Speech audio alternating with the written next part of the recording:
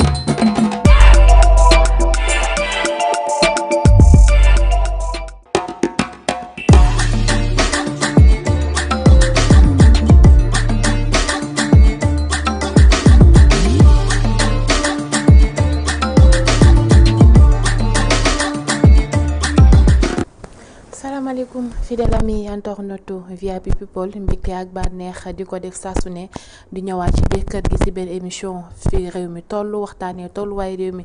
jëm ci langue politique bi comme niñ koy defee jeudi bu jot daal di waxtaanee li nga xamante ne moo gën a fës jëmale ko ci langue politique bi waaye tey nag ma ciy daal di ànd ak ki nga xamante ne mooy suñu invité muy Moussa Sow ñu xamee ko ci Kogère kenn dootu ko présenté ci bii nga xamante ne mooy ci biir kër gi Moussa Sow maa ngi lay nuyu di la ziar di la wax daal ak jàmm. Merci beaucoup Ndeye Fatou maa ngi lay fay di la remercier bu baax ci dalal bi nga ma dalal bi fii ci kër gi di nuyu également Tandian di grand bu am solo ñu koy suivre bu baax moom itam maa ngi koy nuyu bu baax di ko jaajëfal bu baax ci liggéey bi muy def di nuyu seen technicien yëpp di nuyu également sénégalais yi bàyyi seen yitte yëpp jamono ji toog di ñu seetaan yi ñaan yàlla sunu borom.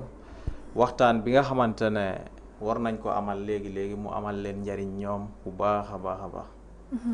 jërëjëf Fatou. merci beaucoup Moussa dalal ak jàmm ci biir kër gi moom nag kenn du ko wax fi nga ci biir kër gi moom nag ndax fii la daal di bokk moom Moussa Sow ndax kenn dootu ko présenté waaye comme ni ñu koy defee jeudi bu daal di jot ma ci ànd ak ki nga xamante ne mooy sama doyen comme moom ni ma koy waxee à chaque fois rek mbégte ak bànneex laay am di partager moom plateau bi moom Tange maa ngi lay nuyu di la ziar.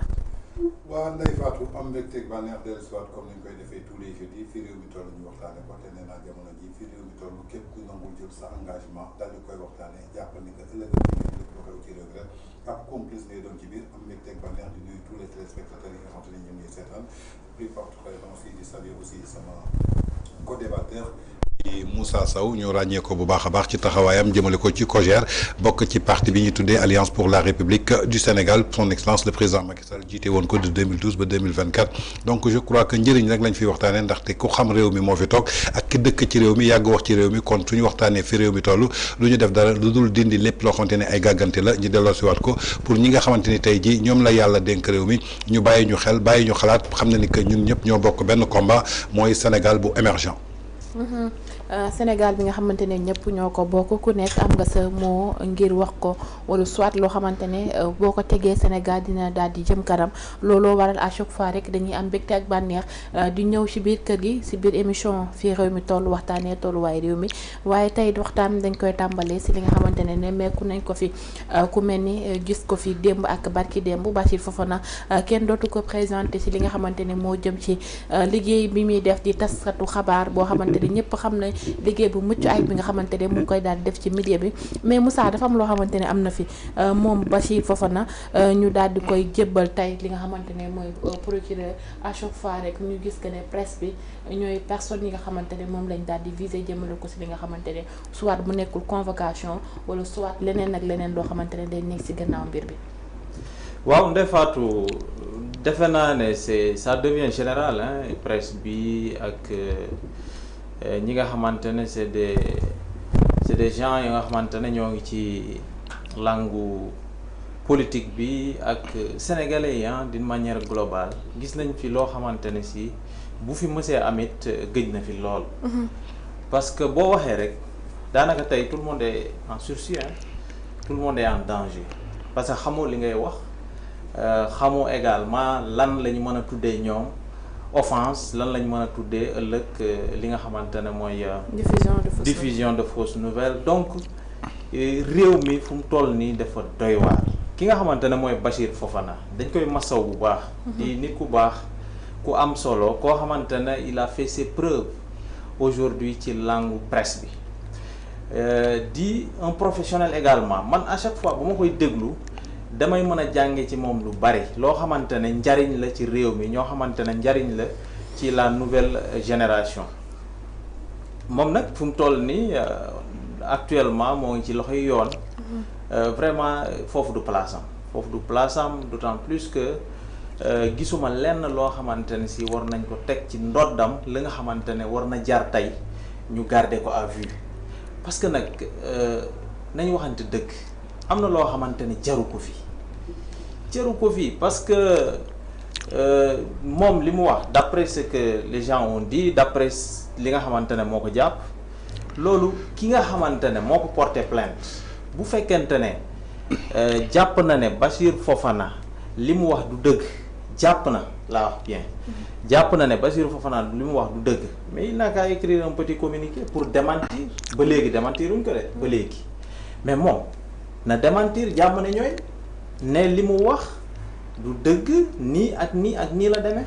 sénégalais yëpp teg ci seen bët liir ko jàng ko noonu la ñuy gérer am réew mais nekkul ne ku wax rek nga jàpp tëj donc pour des gens qui étaient venus pour la rupture tey li ñu gis leneen la lu gën a yées sax li fi doon am en réalité parce que ñoom li ñuy def nii jamono ji loolu lañ doon kaas démb actuellement ils sont en train de répéter la même chose sinon pire donc te Bachir Fofana wax dëgg yàlla man jàpp naa ne vraiment foofu du place am dañ ko war a bàyyi en tout cas tout notre soutien à Bass Fofana te beneen remarque bi ñu ci war a def Fatou mooy ne que ñoom actuellement lépp lu leen indi woon au pouvoir ñoo ngi koy xeex xam nga fan lañ njëkkee ci presse bi daanaka dundatul le ministère de la communication etc. on a vu tous les problèmes qui se sont passés bi ñu toogee léegi avec la presse les réseaux sociaux les porteurs de voix ñooñu tey ñoo leen faraloon daanaka dans leur écrasante majorité pour ñoom ñu ñëw tey au pouvoir boo xoolee seen premier combat c'est contre les càq-càq yi gisoon nañ fi ay càq-càq yu bëri faral leen lool dem au niveau de la cité Kër Góor gi ànd ak Sonko ak ñi ñu àndal donc lépp lu leen indi woon au pouvoir booy xool ñoo ngi koy xeex loolu nag man dama gëm ne boo fàttee li la fal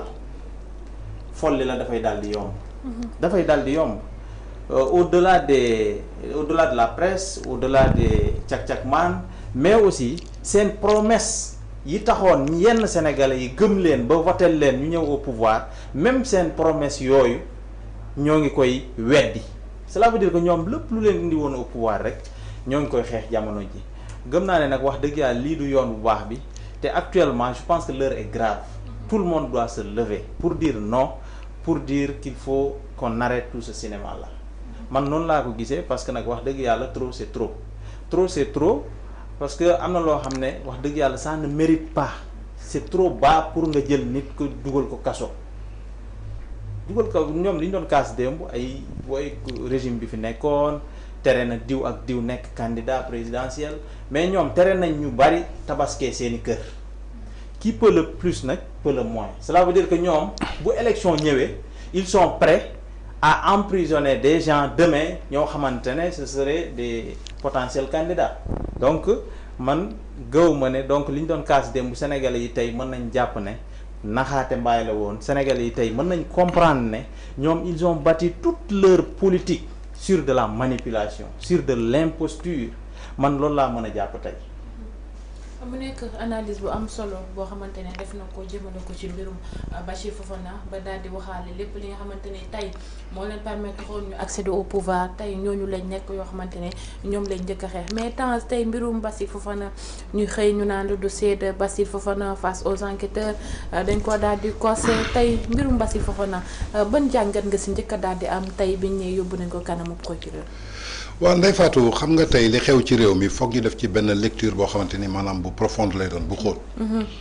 dañu ñëw face à un régime boo xamante ni dañu nekkoon du temps de l'opposition. ñu am discours bu ñu tenir am programme bi ñu am combat bu ñu mëne contre le président Macky Sall. ci biir discours boobu mu doon benn discours boo xamante ni dañu emporter la majorité de la jeunesse sénégalaise. ci lan ay révélation ci lan ay accusation ci lan ay discours populisme jëmale ko ci ndaw yi donte. gëm nañ leen 83 personnes ñàkk ci seen bakkan ñu yàq ci ay alalu doomu Sénégal yàq ci alalu réew mi teewut le président Macky Sall bi ñuy jàmmaarloo woon xam luy paix xam luy stabilité xam luy démocratie xam luy indépendance ak liberté d'expression woote jàmm et je crois que njiit noonu ngay mel bi mu wootee jàmm tey jii Macky Sall su ko neexoon mi ngi woote la loi d'amnistie au mois de mars. On savait que les élections c'était le 24 mars su ko neexoon mu dem yoonam bàyyi leen ci kaso bi Sénégalais yi tànn ki leen neex Macky Sall bëyam wéy na mbuus. su ko defee ki fiy ñëw justice continuer liggéeyam est-ce que Macky Sall su defoon tey jii jéego jooju. dina tax tey ñoom ñu toog fii ba war a utiliser lépp loo xamante ni pouvoir la di ko tegaat ci kaw askan bi. moo tax ma ne foog ñu def ci lecture boobu parce que tey je crois que ñoom lu ñu wax président Macky Sall.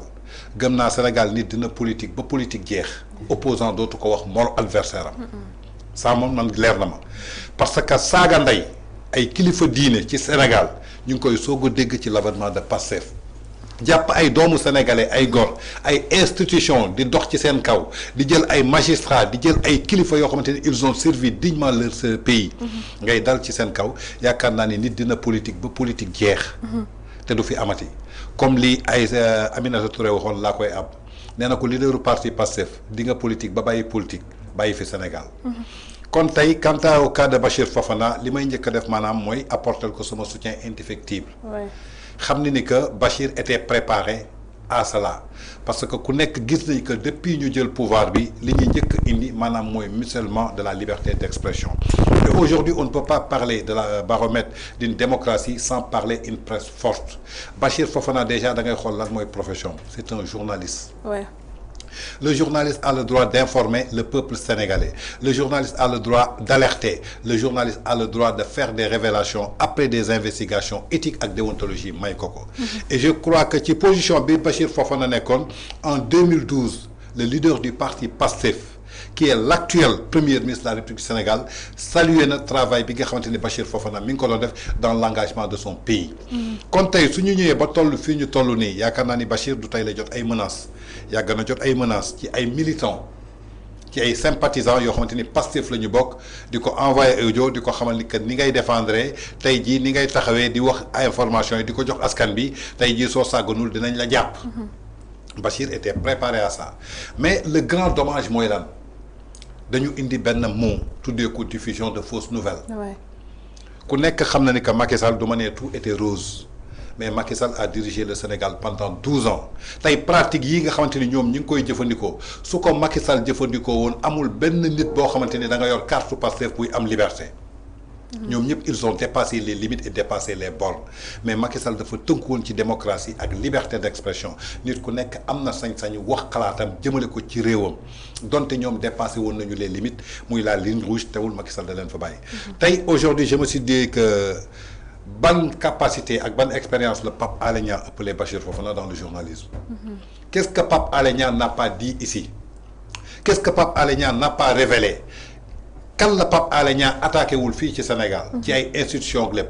et à chaque fois que yoon def liggéeyam tu voyais une solidarité du corps professoral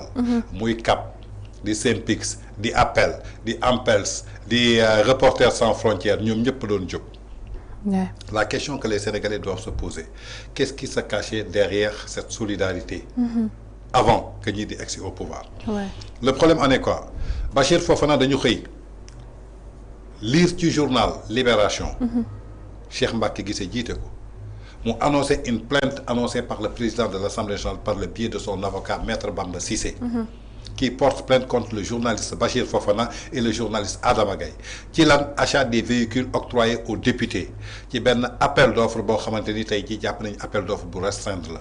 code de transparence des marchés publics am lu mu wax ñoom ñu wootee transparence woote jubal jubanti je crois que ils étaient les premières personnes à nous exposer marché bi kan lañ ko jox donte jëndum oto yi semé na benn polémique ci biir réew mi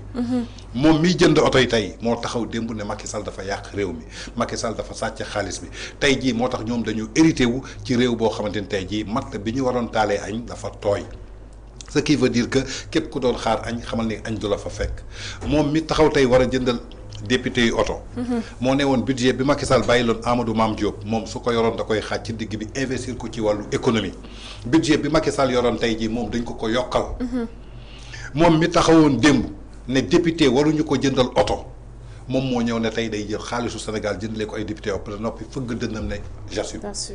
Ce qui veut dire que on a des dirigeants qui ne maîtrisent même pas ce que ça veut dire l'État xammeewuñu ñoom lu ñu moom ak li Pastef moom. kon tey Bachir Fofana su toogee relayer une information boo xamante ni c'est un député de Pastef Guy Marius Sagna moo toog ci plateau wax ko parce que appel d'offre oto yi dafa indi problème diggante deux partenaires sénégalais muy Serigne Mboup ak Mbaye Guèye EMG ñoom ñoo prôné préférence nationale nee nañu Macky Sall dafa jël marché yëpp jox ko ay étranger ñooñu ñëw jox kaas ko kon tey su ñu demee ba ci biir ñu ne marché bi kat dañ ko octroyé benn sénégalais pour démentir ñooñu kan moo ko wax c'est l'honorable député Guy Marius Sagna donc si Bachir Fofana vient pour relayer les mêmes informations que Guy Marius Sagna a fait donc ana diffusion de fausses nouvelles quand on dit diffusion de fausses nouvelles ça veut dire que da nga génnee xibaar boo xamante ni yow rek yaa ko génnee keneen amu ko yow donc yaa ko am d'autant plus que on a dit que c'est pas par ce que El Malick a porté plainte c'est le procureur qui s'est autosaisi kon pourquoi toppee ñu Libération diffusion de fausses nouvelles parce que Libération nous a fait apprendre que c'est El Malick qui a porté plainte par le biais de son avocat Maître Bamba Cissé donc diffusion de fausses nouvelles su am je crois que Libération kon moo def diffusion de fausses nouvelles à travers le président de l'Assemblée nationale et aujourd'hui si Bachir Fofana fait une révélation sur l'achat et l'appel d'offres des marchés de l'Assemblée nationale c'est pas El Malick Ndiaye de porter plainte parce qu'il a parlé au nom de l'Assemblée nationale c'est une institution bi ñu demee ba xam loolu après la convocation Maître Barreau est sorti pour dire que c'est le procureur qui s'est autosaisi am na ci droit parce que mooy li ma la wax rek di daal Abdou Nguer la dañ ko jàpp ba pare di wuti ci ay preuves xamoon nañu sur une simple plainte de El Malick Ndiaye du aboutir fenn parce que El Malick n'a pas le droit de porter plainte à Bachir Fofana Bachir a parlé au nom de l'Assemblée nationale xaalis bi du xaalisu El Malick Ndiaye donc su ñuy porter plainte je crois que c'est une institution kon donc loolu rek dafay indi lu ñuy réeral jëmale ko tey ci justice tey assise de la justice ban njëriñ la ñu amaloon changement de réforme ban njëriñ la ñu amaloon on n'y voit pas du tout donc lenn rek laa mën a jàpp Bachir Fofana est un otage politique il dérange ils avaient pris l'ambition d'effacer képp koo xamante ni voix discordante nga le premier ministre l'a annoncé publiquement à l'Assemblée nationale il a dit que les pays les plus avancés pour que ñu mën a développer la ñuy restreindre li nga xamante ni maanaam mooy liberté bi maanaam loolu mooy choix wu dictature on est sur une dictature totale boo xamante ni moom la ñuy dund donc je crois que lenn la ñu mën a résumer rek nous réclamons la libération immédiate et sans condition de Bachir Fofana il n'a diffamé personne il n'a pas diffusé de fausses nouvelles aujourd'hui si on attend des explications c'est pas à Bachir de nous donner des explications la seule personne qui doit nous donner des explications il s'appelle le président de l'Assemblée nationale bi ñu votel ci kopparu Sénégal budget Sénégal ñu ne ko kat marché bi kat da nga violer code de transparence des marchés publics moom moo ñu war a tegal ay këyit ku nekk liir ko xam na ni que marché bi fii la jaar ab Cheikh Gueye boobu joxuñu ko mais tey jàpp nañu Bachir Fofana pour diffusion de fausses nouvelles. est-ce que yow xam nga ni kan lañ jox marché bi. est-ce que Moussa xam nga kan lañ jox marché bi. est-ce que ñoom wax nañ ni que Cheikh Gueye la wala du Cheikh Gueye est-ce que Cheikh Gueye a démenti donc tey jàpp Bachir Fofana ban njëriñ la am balaa ngay jàppee ni diffusion de fausses nouvelles dafay fekk nga indi bonne nouvelle bi daal di ñu koy tegal ñu comparé ko ak fausse nouvelle bi ñu xam ne que kii lu mu wax du dëgg gis nga nag lenn moo am. bu ñu foowee suñu xel on ne peut pas être plus réaliste que le roi. non.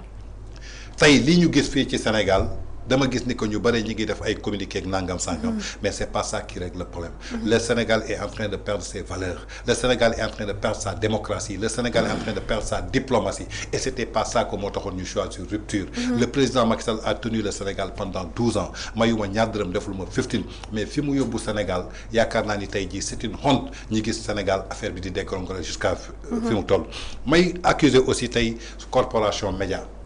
lan moo ciy seen taxawaay si suba ba léegi da nga dégg benn kooru média bu taxaw wax ci wàllu Bachir Fofana qu'est-ce qui se passe lan moo nekk ci ginnaaw tey où est la vérité ana jubal jubanti est-ce que ça valait la peine je crois que c'est de l'injustice totale que nous vivons aujourd'hui au Sénégal tey nag nan la nag laay jàpp magistrat bi di procureur bi gënuma ko jàng droit bi muy jàng droit di jàng constitution boobu y avait pas les politiciens tey lépp loo xamante ni ñu ngi ko koy defloo mu xam na ni que lii teguwul ci yoon tey ñi doon enquête Bachir Fofana nañu summi seen casquette commissaire ak police ñu toog en tant que citoyen sénégalais ñu ne Bachir lii la wax ci président Assemblée nationale président Assemblée nationale daf leen war a leeral ñoom parce qu'ils sont des sénégalais seen impôts yi ñu jël ci seen salaire mu ngi jëm Assemblée nationale ñu xool ndax war nañ jàpp Bachir Fofana wala waruñ jàpp Bachir Fofana est-ce que dañ toll ci Sénégal boo xamante ni on doit plaire une seule personne c'est regrettable et c'est honteux donc lenn laa ci am rek gàcce laa ci am pour mon pays gàcce laa ci am pour ñi teniroon combat Pastef démb ci mbedd bi taxaw di saaga gàcce laa ci am tey jii ñoom ban bët la ñuy xoolee le président Macky Sall boo xamante ni traité nañ ko de tous les noms d'oiseaux aujourd'hui tey Macky Sall mi toog fële à l'international ban bët la leen di xoolee gis nga dëgg suñ ko waxu rek wax fen nañ jël dëgg teg ko ci kaw Bachir Fofana defu fi waxu fi loo xamante ni tey jii mën na indi trouble à l'ordre public wala diffamer fi wala joxe fi une division de fausses nouvelles d'accord naa Bachir dafa jox fausse nouvelle léegi man je réclame la bonne nouvelle en tant que Sénégalais au nom du président de l'Assemblée nationale kan moo gagné marché yi kan lañ ko jox et sa Cheikh Gueye laa lu tax muy indexé ko parce que quelqu'un boo xamante ni dañ ko tudd ci wàllu corruption moom moo dem accusé Ismaïla Madior Fall daf ko doon jéem a guerre ci tabax centre de surveillance des bracelets électroniques tey jii ñu teg ko sous contrôle judiciaire comment une personne boo xamante ni yow setagoo ci wàllu justice ñu war la mën a jox marché tey loolu su xasee ba ñu dugg ci seen nguur lan la ñu waroon njëkk a def éclaircir la lanterne aux Sénégalais ne leen lii ñu leen wax kat amul mais soxlawuñu ko ci kàddu bërki démb Serigne Saliou Gueye il a fait des révélations sur benn scandale bu am ONAS l'ONAS du moins avec Toussaint Manga mais qu'est-ce que Toussaint a fait est-ce que dafa porter plainte est-ce que le procureur s'est autosaisi mais dafa génnee benn communiqué par rapport à sa cellule de communication pour wane ni que lii Serigne Saliou Gueye wax amul Serigne Saliou Gueye confirmé waat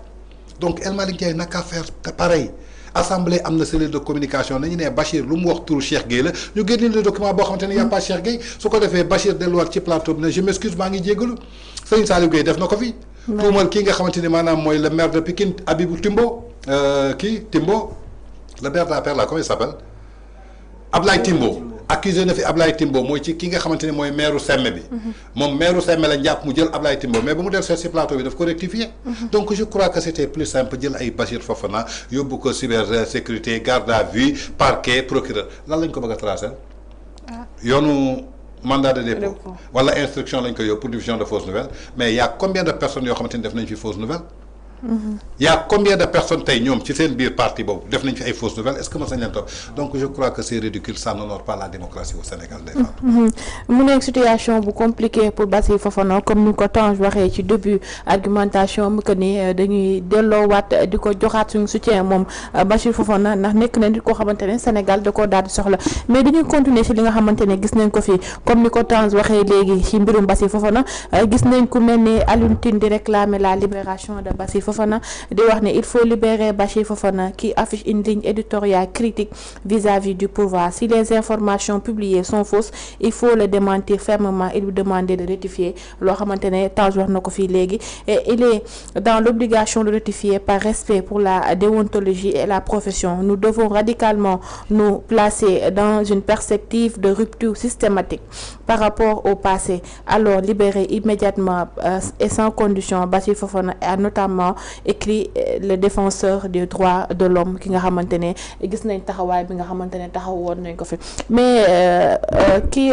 Omar Moussa dafa am loo xamante ne wax nga ko fi léegi lu am solo nga ne lépp li nga xamante woon gis nañ ko mu leen may doole tey ñooñu lañ njëkk a xeex commencé ko ci presse commencé ko ci jakataman mi tey ñuy wax que ne li nga xamante ne mooy la presse est en danger ndax gis nañ correct ñu daal di tëj ni dañuy tëj seen ay bureau ñu gis aussi li nga xamante ne moo jëm ci affaire yu publicité lépp ñu daal di koy dakkal léegi presse bi fan la war a nourrir bu fekkee même ñi nga xamante ne ñooy les porteurs de voix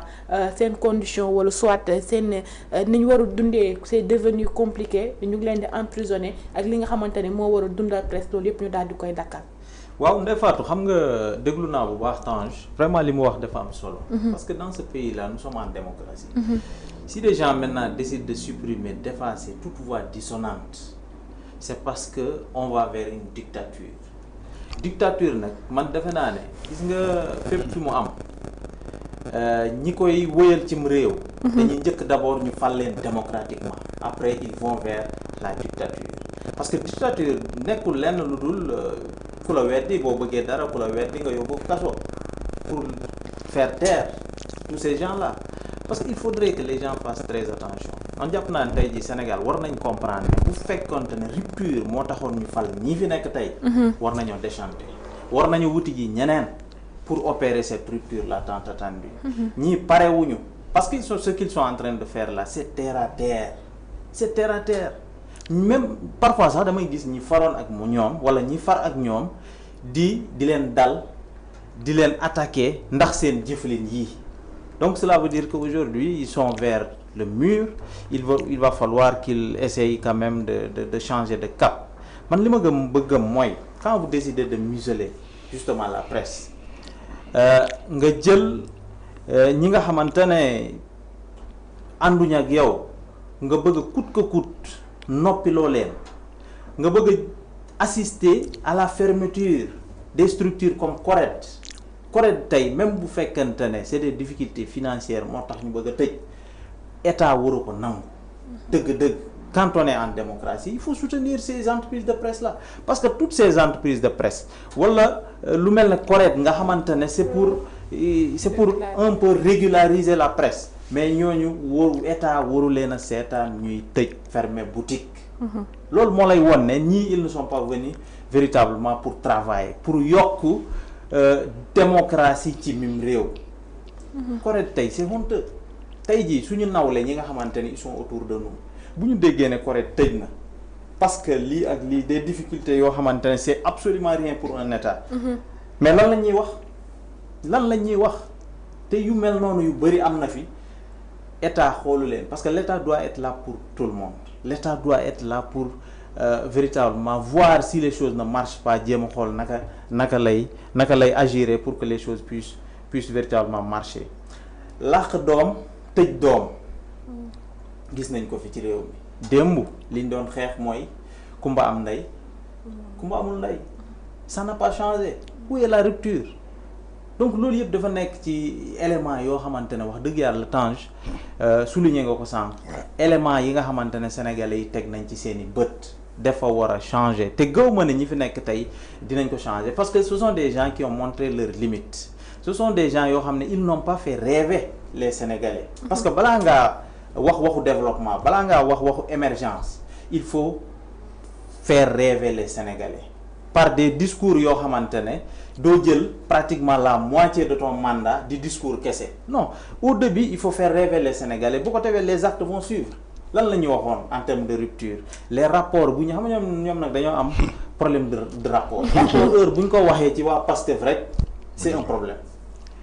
rapport yi ñu waxoon ne dina génn à temps mais bi ñu toogee léegi rapport a ngi soog a génn à part Cour des comptes te Cour des comptes aussi avait accusé 3 mois de retard avant que ñuy génne seen rapport dernier trimestre 2024 kañ la génn bërka démb wala démb lundi le 23 rapport bi nga xamante ne premier trimestre 2025 lundi la génn te est-ce que xam nga ne deuxième trimestre rapport am d'exécution budgétaire moo ngi war a génn daanaka fii ak quelques jours yu néew début juillet bi la war a génn est-ce que dina génn donc bi ñu toogee ak léegi ils ne font que violer les règles, ils ne font que pratiquement violer li nga xamantene moy la loi. Loolu faut vous dire. Loi organique en rapport avec relative justement avec la loi de finances vous dit que ne boo defee exercice de 3 mois 4e mois bi début mois boobu da nga war a génne un rapport pour dire les Sénégalais c'est-à-dire seen impôts yi seen taxes yi ngeen doon cotiser nii ak nii lañ ko gérer encore que bi ñu gisee ce rapport là mais on est tombé des nues parce qu'en réalité ce rapport là man dama yaakaaroon ne bu ñu génnee rapport avec tout le temps qu'ils ont pris ce sera un rapport extraordinaire sénégalais yi gis ci seen bopp ñu xam ne lii véritablement c'est une rupture qui a été opérée mais au contraire li fi doon am ci rapport sax moo tane fuuf li ma gis parce que c'est un rapport boo xamante ne qui n'est pas explicite c'est un rapport implicite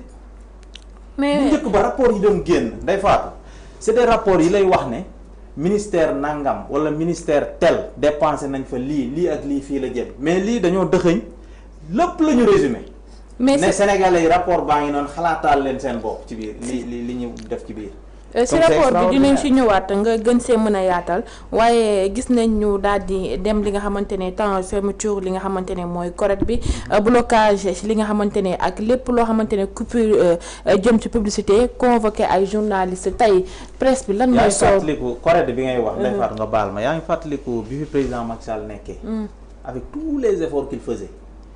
mais à l'époque correct bii am na ñu fa nekk ñoo xamante ne ñoo ngi doon ŋàññi président Macky Sall di faral tey ñi fi toog tey moo tax ñi fi toog tey di assister à la fermeture di correct fay nañ leen ko compliqué de comme ni nga ko waxee rek lépp loo xamante ne ñoo taxoon accéder tey au pouvoir tey ñoom ñoo nekk ñoo xamante ne ñoo si gën a sonn tey Tange bu ñu demee ba presse bi sonn compliqué correct di tëj ay bureau ndax mënatuñoo tenir li nga xamante ne gis nañ fi ñu daggal publicité yi daggal ko di convoqué ay journalistes njëkkee wuutu tey ci Bachir gisoon nañ fi Simon bi nga xamante ne moo nekk Sen TV tey tuuru Bachir la suba tuuru kan la war a doon ak li nga xamante ne moom la presse wala dundee loolu yëpp ñu jël ko ranger ko ci tiroir yi. waaw xam nga tey Ndeye Fatou da nga wax benn branche bu am solo ci réew. muy la presse. ba nañ ko ba 3 pouvoirs la ñu reconnaître par notre institution. muy exécutif législatif ak judiciaire. mais su ñu demee ba ne la presse mooy 4e pouvoir parce que dafa am benn paramètre boo xamante ne da koy jouer ci wàllu démocratie. soo bëggee ñu respecté la jox la sa cër jox la sa gëdd. da ngay nekk ci pays yoo xamante ne da nga respecter charte ay piliers jëm ci wàllu démocratie. démocratie liberté d'expression daf ci bokk démocratie liberté de presse daf ci war a bokk parce que liberté de presse mooy indi transparence mooy indi fluidité de l'information tey damay xuus tuuti ci rapport bi soo xoolee ci recettes externes prévoiroon nañu 45 milliards yu waroon dugg 45 milliards yooyu soo ko xaymaa tey ji 0 franc moo fi dugg. lan moo koy indil ñàkk am dëkk bu am démocratie bu solide day tax ñi la waroon jàppale duñ la jàppale seen xaalis dañ koy jox ci ñu respecter charte ak fondation yoo xam ne fondement yoo xamante ni tey jii moom nga ratifié ci ay conventions internationaux. muy premier échec boo xamante ni daanu na ci seen nguur. tey su ñu ñëwee tey ci presse bi je crois que ce sont des acteurs de la presse ñoo nekk en complicité avec ce régime pour tuer la presse s'est tiré une balle lui-même dans la tête. gis nga lu ne fàng kenn du ko jeex. pouvoir bi bu ñëwee au régime lan la ñuy njëkk a def presse bi la ñu njëkk a attaqué le leader du parti Pastef moo taxaw Grand Théâtre traité des patrons de presse de délinquants ku nekk xam na ne que lan mooy délinquant mooy bandit financier ay sàcc et pourtant en ce moment la presse était là Synpics ban njëriñ la ñamal Correct ban njëriñ la ñamal Cap ban njëriñ la ñamal Appel ban njëriñ la ñamal Appel sa ban njëriñ la ñamal première mai jot ñu sol seen yére taxaw ci kanamu palais bi naan dañuy exposer ay cahier de doléances photo et pourtant ñoom ñëpp a noppi kenn waxu ci dara bi loolu amee ñu jël ay entreprise de presse assifié leen ci loo xamante ni Macky Sall moo ko jëloon comme ni Diomaye tabaski di jotee muy gracier ay prisonniers mu baal entreprise de presse yi seen ay impôts parce que loolu jógeewul fii 2019 la ñuy jógee Covid 19 am Sénégal bi Covid amee ku nekk xam na ni que économie bi dafa daal di daanu et pourtant 1000 milliards yi xalaat nañ ci secteur yëpp mais secteur presse kenn joxu leen ci. kenn joxu leen ci Macky Sall dem bay dem droit may ko ko décret may ko ko Macky Sall su ko neexoon ba le 2 avril 2024 ba muy génn palais bi balaa muy joxe caabi bi su ko neexoon mu jël bigam daal di signer décret nommé ku ko neexoon def lu ko neex bi leen Macky Sall baale seen impôt bi Diomaye ñëwee lan la njëkk a def teggi décret bi président Macky Sall defoon bokkul sax ci élégance sa prédécesseur jël décision permettre la nga accéder au pouvoir gunge la jox la ko ci anam bi gën a démocratique. ci dëkk bi nga xamante ne dafa amoon tension ñu bëri foogoon ni que élection du am Sénégal mu wol leen ni que je suis un démocrate organiser leen élection libre et transparente 19h say adversaire commencé la woo di la féliciter amul ci benn dëkk Afrique bu ko mën a réussir. Et si Macky Sall n'était pas aujourd'hui une personne de paix et de stabilité loolu du am Sénégal. ñu ñëw ñu ne dañuy jënd décret boobu. jël ay compte entreprise de presse ATD leen ci la entreprise de presse yu bëri am ay problème mënatuñu fay seen ay salaire ku nekk xam na ni que presse amul koom-koom lenn la am mooy ci aide à la presse ak ay convention yi ngay signé ak l'État du Sénégal ñu dugal ci boppu askan bi ñii signé convention kat Macky Sall dafa signé woon ak ñoom convention pour ñuy attaquer Pastef kon nga xam ne Macky Sall dafa ñàkk fayda yow nga yor état yor pouvoir lan ngay signé ay convention ay presse pour ñu yàqal la ci gi nga xamante ni yorul dara ñu dugal loolu ci bopp askan bi jël décision suspendre lépp luy convention alors que lépp loo xamante ni dafa nekk interne pourtant nee na ñi ngi fay ay bor et pourtant ñi ngi yoroon entreprise de presse yu bëri xaalis presse bi toog di seetaan kon tey su ñu demee ba nga xamante ni képp koo xamante ni wax nga par voie de presse ñu jóg dal sa kaw amul kenn koo xamante ni jóg nga manifesté wu alors que bërki démb bu Pape Alé Niang da doon def dérive yu gën a garaaw def ko par biais des réseaux sociaux live la doon def ay Facebook wala TikTok parfois di woote appel à l'insurrection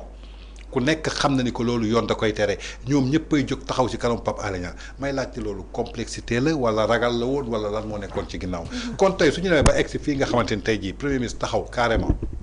mais zéro tolérance jëmale ko ci chroniqueurs yeeg journalistes yi mais c'était pas à lui de le dire ça appartient à la justice la tolérance de la justice mooy xool ki def ak ki defut ndax dañ koy tolérer wala duñ ko tolérer ñëpp noppi sëgg ci mu dellu soit fii ne dafay effacer ñëpp le mot effacer c'est au premier ministre d'effacer des gens yoo xamante ne dañuy nekk ci seen exercice su corps professoral muy le journalisme ban journalisme nga dégg mu wax ci démb bi ñuy xeex troisième mandat est-ce que rôle journaliste la ñuy def pétition demal liiri pétition 80 personnes yooyu ñan lañu demal nga liiri pétition 80 personnes yooyu ay ñoom Oumy Ndour yu RTS nga ci doon gis ay ñoom kiy jiite appel ñoom Ibrahima Lissa Faye ak ay journalistes est-ce que c'était dans leur rôle ñu toogaat foofu le ministre de la communication ñëw ne moom day génnee décret violer suñu constitution bi article 11 wax ubbi lii nga xamante ni maanaam mooy entreprise de presse soxlawul autorisation soxlawul benn demande ñu jox la ko moom nee na dafay violer constitution boobu ñëpp bàyyi ko ci mu am sañ-sañu toog def point de presse publier 100 xaw ma 12 presse mu dellu soit publier xaw ma 300 nangam ne ñii dañuy tëj ñu toogaat mu jëlaat arrêté jox ko ministre de l'intérieur ñuy convoqué ay këru taskatu xibaar di leen jox notification ñuy arrêté mais si c'était pas Aïssatou Diop Fall qui avait pris seen responsabilité continué nañ ba ñu demee ci kanamu yoon lan la leen wax yow ministre bi da nga violer loi bi constitution bi lii la wax tey ni ñuy ubbee boutique est-ce que ministre du commerce tey sañ na jóg rek jël benn arrêté ne boutique nangam na tëj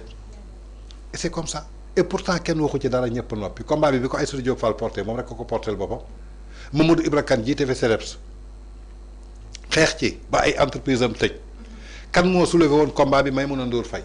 jàppale ñu bi ay problème am rek lay déggatuñu ko ci où est la solidarité du corps professoral donc je crois que ñun ñoo rey suñu bopp jamono jooju tey jii soo xoolee presse sénégalaise da ngay xam ne que ñii kat presse pro pouvoir lañu ñoom li neex pouvoir la ñuy wax lu neexul pouvoir duñu ko wax et pourtant ñun dañ leen ko accepter critiqué wu ñu leen saaguñu leen alors que démb ñi fi nekkoon doon gis li baax li Macky Sall def mais Macky Sall su defee BRT yow ngay journaliste wane woo ko tu n'es pas complice Macky Sall su defee TER wane woo ko Macky Sall su demee lebi ji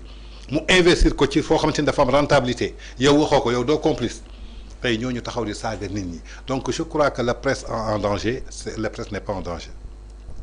objectif bi Pastef amoon ñoom la ñu réussir dañuy rey presse bi ba mu dee say muy presse classique bi ñoom ñu créer seen ay presse bopp seen ay nitu bopp soo demee ba ay jaaykatu dàll yu nekkoon Sandaga ñu war leen autoriser seen média doon lu conforme soo demee tey ba xalaat TV lan la doon jàngal sénégalais yi quartier bi tàkkoogul xeex bi baaxul fii policier yaa ngi fi dem leen fële cocktail molotov kaay ma woon leen di ngeen koy def rek pour yàq Sénégal kooku ñu mën ko daganal je crois que on est dans quel pays. À nous de revoir notre comportement. xam nga ñun ñi ngi toog fii mais l'étranger l'international ñu ngi seetaan xëy na nag seen yoon nekkul ci suñu problème mais ñu ngi seetaan ci bépp avantage pour te dire que la presse est en danger ñi fi solide gëm seen objectivité ñoom ñoo fi nekk uniquement pour doxal mais quant à que la presse est en danger je crois que nit ki aussi nag mënul réciter lu mu jàngul suñ la joxee leçon histoire nga jàng ko soo ñëwee sa kanamu professeur histoire ngay réciter observation qu'est-ce que Pastef a appris durant ces 10 ans Pastef lan lañ jàngal durant ces 10 ans ban discours lañu Pastef jàngal ci 10 ans bi yëpp benn discours lañu Pastef jàngal gassa saaga ndey guddeeg bëccëg menacé te ki nga xamante ni yorul woon dara kooku tey soo ñëwee jox ko tous les pouvoirs nga foog ni que da lay bàyyi à la légère bien dafay dem respecté yi parce que xamuñu ko donc la presse nañuy jàpp ni que ñun ñoo rey suñu bopp ñun ñoo tuye suñu bopp donc on n'a qu'à assumer. on a qu'à assumer li nga xamante ne dal na suñu kaw mais à chaque fois day xaw a compliqué ba boo ci wax sax sa xol daal di jeex ndax bu ñu xëyee rek mënuñoo nekk weer ba weer bi jeex te gisuñu ñu ne convoqué nañ journaliste bi dafa war a wuyu ji li leen koy toppee diffusion de fausses nouvelles wax na information bi nga xamante ne waru ko woon génne alors que dafay nekk loo xamante ne démb dañuy xeex li nga xamante ne mooy sénégalais bi nekk au fin fond du Sénégal mu mën a nekk au même pied d'égalité ak ki nga xamante ne tey moo nekk ci li nga xamante ne mooy ville bi am information à temps mu nekk loo xamante ne mooy liggéeyu taskatu xabaar waaye tey nag comme ni ko Tange waxee rek la presse est divisée tey ñi nga xamante ne presse bi démb ñu booloo woon defoon benn say bu ñu woowee diw ñoom ñëpp mànkondoo taxaw dooleel ko tey presse boobu moo jël yoonu boppam di xool yan situation lay daal di ci wax ak yan situation la ci du daal di wax waaye à chaque fois rek dañuy wax que ne nous sommes les perdants ci li nga xamante ne mooy situation bii di ñëw ndax buñ demee ba Corée daal di tëj kan moo war a saytuwaat wala kan moo war a régulariser waat li nga xamante ne mooy secteur presse bi mu nekk situation boo xamante ne presse mu ngi koy dund te boobu ak léegi gis ñu benn yoon li nga xamante ne mooy soutien wala soit doole def benn mobilisation ngir xeex mbir moom mu daal di fi jóge benn yoon waaye bu ñu jógee ci loolu ci li nga xamante ne mooy mbirum Bassirou Fofana encore une fois ñu ngi koy mastawaat bu baax presse bi nga xamante ne ñu ngi koy astifier à chaque fois chaque jour qu'on se réveille rek am na luy dal suñu kaw dañuy Moussa am na sànq loo doon laal lu am solo loo xamante ne publier nañ ko lundi bi ñu jógee mu nekk loo xamante ne publication des rapports trimestriels bi nga xamante ne publier nañ ko lundi bi mu nekk loo xamante ne lu am solo la woon ñëpp ñu ngi ko doon xaar mais bi nga gisee li nga xamante ne moo jëm ci investissement bi bëgguma woon émission bi jeex te duma la ci laaj nga gisee ñu ne 2 milliards lañ jot a investir mu la ni investir ci réew mi ban jàngat nga ci daal di am 2 milliards ak lan la war a mën a investir. waaw c'est tout simplement ridicule parce que bu fekkente ne yéen da ngeen a ñëw ne rupture ngeen indi di ngeen naatal réew mi di ngeen développer réew mi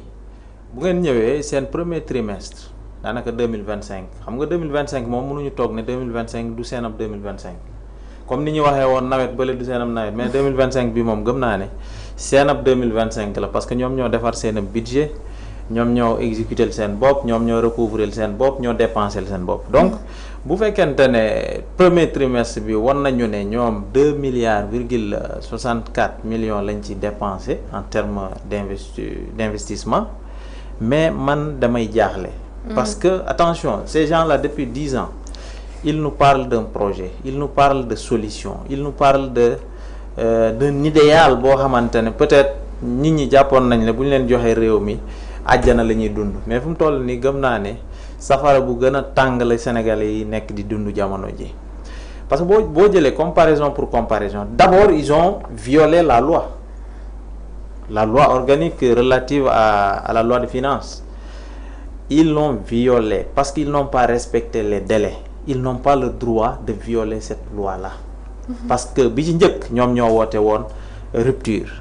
mais bi ci topp une loi n'est pas à violer une loi est à respecter bu fekkente ne nag nee nañu dañuy defaraat mbir yi pour que véritablement qu'on ait de bons rapports le budget soit sincère et cetera mais sincérité boobu dañ ko gisul ci rapport bi feeñul li ma wax sànq la man dama jàppoon ne bu ñu jëlee temps bu doy nii dama jàppoon ne bu ñu génnee rapport rek sénégalais yi danañ tàccu ne gongo rapport bi yanj na rapport bi baax na et cetera ça vaut le coup mais malheureusement bi ci njëkk ils ont violé la loi bi ci topp ils n'ont pas fait bien le rapport amul lenn lu ci extraordinaire rapport la yi nga xamante ne daanaka rapport yi fi doon jaar ñoo leen gën fuuf en termes de consistance en termes de pertinence yaa ngi doon wax sànq investissement mais investissement 2 milliards 64 mais c'est le monde à l'envers. 2 milliards 64 par exemple 5 milliards yi ñu jël séddale ko ñi nga xamante ne nee nañ ñoo loru ci manifestation ya jamono yi 2021 jëm 2024 mais 5 milliards yooyu ñaata investissement lañ ci mën a def 5 milliards yooyu sax ñoo ëpp 2 fois li nga xamante ne dugal nañ ko ci investissement pour man pour Tange pour yow pour sénégalais yépp au même moment jël nañ 8 milliards nee nañ dañ koy dugal ci oto yi député pour des gens qui n'étaient pas d'accord hier pour que député yi am ay oto ils viennent se contredire en 2025 je ne vous parle pas de 2029 ou 2030 etc. mais pratiquement 1 an ou 2 ans après ils se contredisent ba pare di fëgg seen dënn naan ñoom assumer non mais man dama xamul quoi en réalité ñii xaw ma ndax dañu jekku sénégalais yi xaw ma nu mu fa demee des gens qui vont vers nos chefs religieux pour leur dire que dañoo fekk fii ay matt bu tooy lañ fi fekk matt boo xam ne mënul taal añ ci côte ci wet li ndeke gars yi am nañ seeni gaz ñoom di taal di lekk di naan di màndi ñun sénégalais yi au même moment ñoo ngi suñu matt bu tooy di wut naaj peut-être mu wol ñu matt mais c'est extraordinaire dans ce pays les gens disent une chose le lundi le mardi ils disent le contraire sénégalais di leen seetaan nii quoi di leen seetaan et puis ils osent au même moment des gens ñi farak ñoom oser leen rappeler seeni promesse démb ya ñun ñu koy attaquer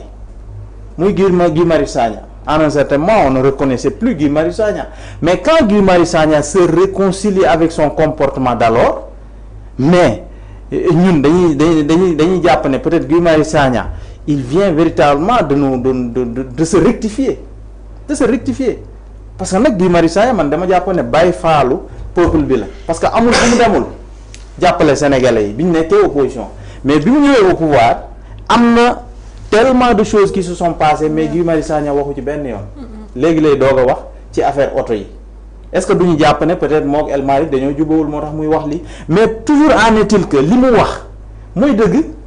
mais oto dañ ne woon pour sakkanal alalu réew mi waruñu jënd ay oto pour les députés ça le président Macky Sall l'avait réglé et tout le monde avait applaudi ñoom ñoo ko doon kaas démb tey ñu ñëw bëgg a def le contraire mais en parlant justement de ces rapports là rapports yi dafa confirmer li nga xamante ne depuis pratiquement le 2 avril 2024 li ñu doon wax ci réew mi que le pays va mal li ñu doon wax ci réew mi ne dara doxul rapports yi daf ñu ko confirmer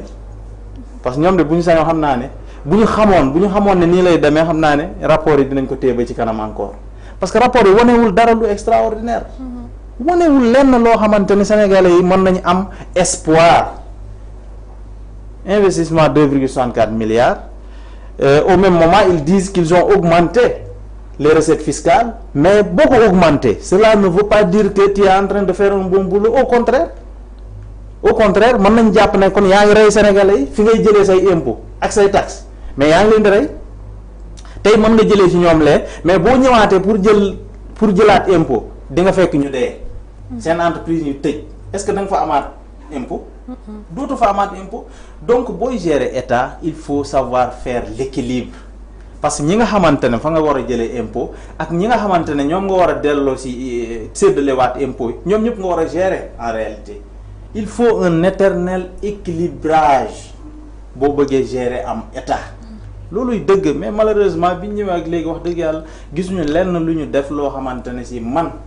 convaincre na ma xam nga début bi dañ leen a mayoon 3 mois pour que ñu gën a jekkalaat seen toogaay mais entre temps aussi ils ont dit que ils n'ont pas besoin du temps de grâce mais ñun république lañ xam meluñu comme ñoom may nañ leen quand même un peu de temps pour ñu xool ñoom au moins ñu commencer jekkalaat seen toogaay mais après avoir observé mais tout le monde a su que ñii nii duñ dem fenn en réalité liñ fi commencé en tout cas ñoo ngi jaxasee lépp ay diplomatie ñoo ngi doon wax mbay mi woy ils vont retourner vers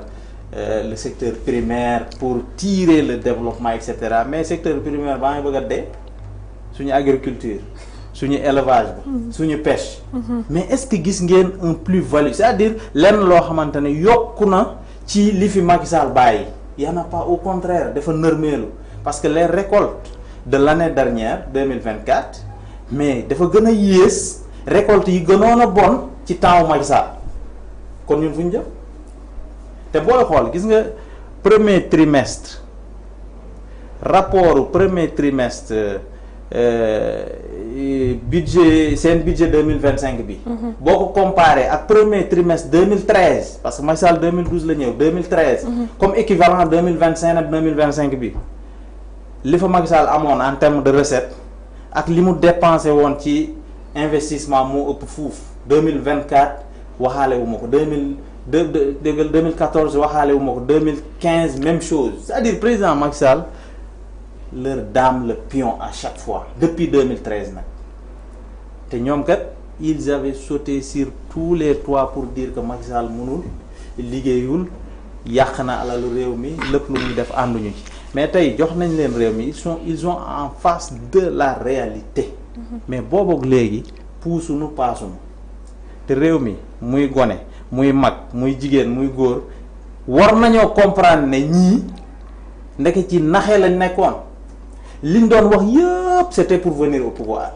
ñëw nañu au pouvoir ils se sont rendu compte que ndeke état du caaxaan moo tax à chaque fois man damay gën a naw président Macky Sall gën a naw président Abdoulaye Wade gën a naw président Diouf gën a naw président Senghor parce que ils ont contribué à la hauteur de leurs efforts pour que état taxaw pour que état dund pour que sénégalais yi mën ci gis seen bopp mais ñi nga xamante ne nee nañ bu ñu sañoon ñooñu ñëpp muy Senghor ba ab Macky Sall leen waroon a fusiller mais ñooñu tey gëm naa ne sénégalais bu gën a ndaw waru leen a naw te tey ji la jeunesse ñoom ñëpp war nañ xam ne véritablement ils étaient dans des erreurs am na ñuy toog ci plateau yii di baalu sénégalais yi nee nañ li ñu leen gëmloo woon ndeke du dëgg c'est des chimères nous venons de rendre compte que c'est des chimères ñun moom xamoon nañ ko parce que xamoon nañ ne ñii li ñuy wax ni mënuñu def asaka gi tey sénégalais yi xam nañ ne effectivement looloy dëgg la preuve est là ils sont en train de violer la loi à tout bout de champ lépp lu ñu diggee woon ñoo ngi def le contraire vaar yaa ngi ni fépp fu ñu dem ñu tegal leen ab vaar ci wetu wax mais nag booy xool góor dëgg comparé la waxam démb ak waxam tey bu waroo rek c'est parce que ki nga amal affaire gorewul du gor te lim doon wax démb xamu ci dara ñi fi toog nag tey gëm nañ ne xamuñu dara ci liñ doon wax démb. N'oublions pas qu'ils avaient le livre solution. gis naa ko xool sànq de coono yi ak problème yi équation yi dafa gën a bari te amaluñ leen benn solution. problème yi équation yi bari na nga wax ba tudd solution gis nañ sànq sax benn vidéo buy daal di circuler am ko taxaw publiquement di xotti li nga xamante ne mooy livre solution bi mu jëndee war a xaalisam mais temps gis nga li nga xamante ne Moussa wax na ko ci li nga xamante ne moo jëm ci rapport bi ñu publier waaye am na benn information boo xamante ne jot nañ ko fi sànq ñu def naan loi de finances rectificative 2025 Diomaye Sonko et El Malick augmente le budget à hauteur de 5 milliards que ñu ko xamal du journal bi de l'Observateur. waaw Ndeye Fatou xam nga déjà Moussa je crois que am na yoo xamante ne moom a koy gën a maîtriser jëmale ko ci rapport trimestriel. parce que def na ci nguur. am nag ñoom partagé nañ ko. nee naa la li ma waxoon démb laa lay répété 1960 ba tey ci rapport mi ngi génn. mosoo dégg benn yoon bu opposition wala journaliste wala société civile taxaw def la pression ci benn régime. ñe ko suñu rapport na génn pour la première fois nga gis ko ñu def ko ci Cheikh Diba di ko laaj suñu rapport dernier trimestre bu 2024 ak suñu rapport premier trimestre bu 2025. loi moo ko santaane maanaam c'est obligatoire. je l'ai dégg naa ko léegi nga ne les lois sont faites pour être respectées et non pas pour être violées. Depuis que le régime est là ñaata yoon nga gis ñu violer ay lois. du jeex ñaata yoon nga gis ñu violer ay textes. du jeex ah du jeex. léegi nag man sama décortiquage fenn la waxuma ak ñële jaaykatu gerte caaf bi laay waxal militant Pastef bu démb bi gëmoon projet bi mécanicien bi ak marchand ambulant bi dama bëgg ñu def leen rek gis nga rapport d'exécution budgétaire trimestrielle maanaam mooy lan mooy la ñu natt assemblée nationale ci seen xaalis yéen ngeen jox ko nguur gi pour ñu liggéeyal leen pour que mu indi bénéfice seen dund gën a ñoŋ loolu mooy rapport bi ñetti weer yu nekk su jeexee may nañ la 45 jours weer ak fukki fan ak juróom nga préparer li nga def yëpp nga ne askan bi li ngeen mën nattaloon kat lii laa ci dépensé lii laa ci am ci recette lii laa ci investir te li ma ci investir pour ci yow la jëm. kooku pour ñoom la. donc ci biir loolu dafa am ñu fi nekkoon démb gëmloo ni askan bi que Macky Sall cuune la. Macky Sall amul vision Macky Sall mënul liggéey donte fu mu yóbbu Sénégal ñoom yàlla may na leen benn supernaturel xaw ma lan laa ko mën a tuddee ñoom mën nañu 10 000 fois lu Macky Sall mën léegi may laaj Sénégalais bi est-ce que mënuñu ñu demander rapport premier trimestre premier mandat Macky Sall en 2013 moom laa yoo xam ne Macky Sall 2012 la ñëw. je crois que février 2012 balaa ñu koy installé il a pris 2-3 mois balaa muy dem palais. bi muy installé gouvernement donc on va rentrer dans 2013 léegi nañ ma génnee rapport 4 trimestres yu 2013 yu président Macky Sall ñu comparé ma ko les 4 rapports trimestres yu 2024 ñu xool Macky Sall ñaata la dépensé woon ñu xool Macky Sall ñaata la amoon ci recette. ñu xool Macky Sall ñaata la dugaloon ci investissement. c'est très simple. comparaison. kooku nitu Pastef yi laa koy wax ñoom ñi am compétence am génie am supernaturel am seen solution à tout nañu def loolu ñu xool diggante Macky Sall ak ñii ñan ñoo ci ñëwoon pour intérêt du Sénégal ñan ñoo ciy patriote je crois que Macky Sall moo doon patriote li Macky Sall dépensé woon defoon ci dépense de confort ay ministres am ak ay budget en 2013 tey soo génnee budget ñii mën na ko 3 fois li Macky Sall investiroon ci première année tey soo ko xayma ak seen 2 milliards yi Macky Sall doublé na leen 4 ou 5 fois donc ça dit que c'est très simple dañu fal ay nit yoo xamante ni bi ñu ñëwee ci boppu réew mi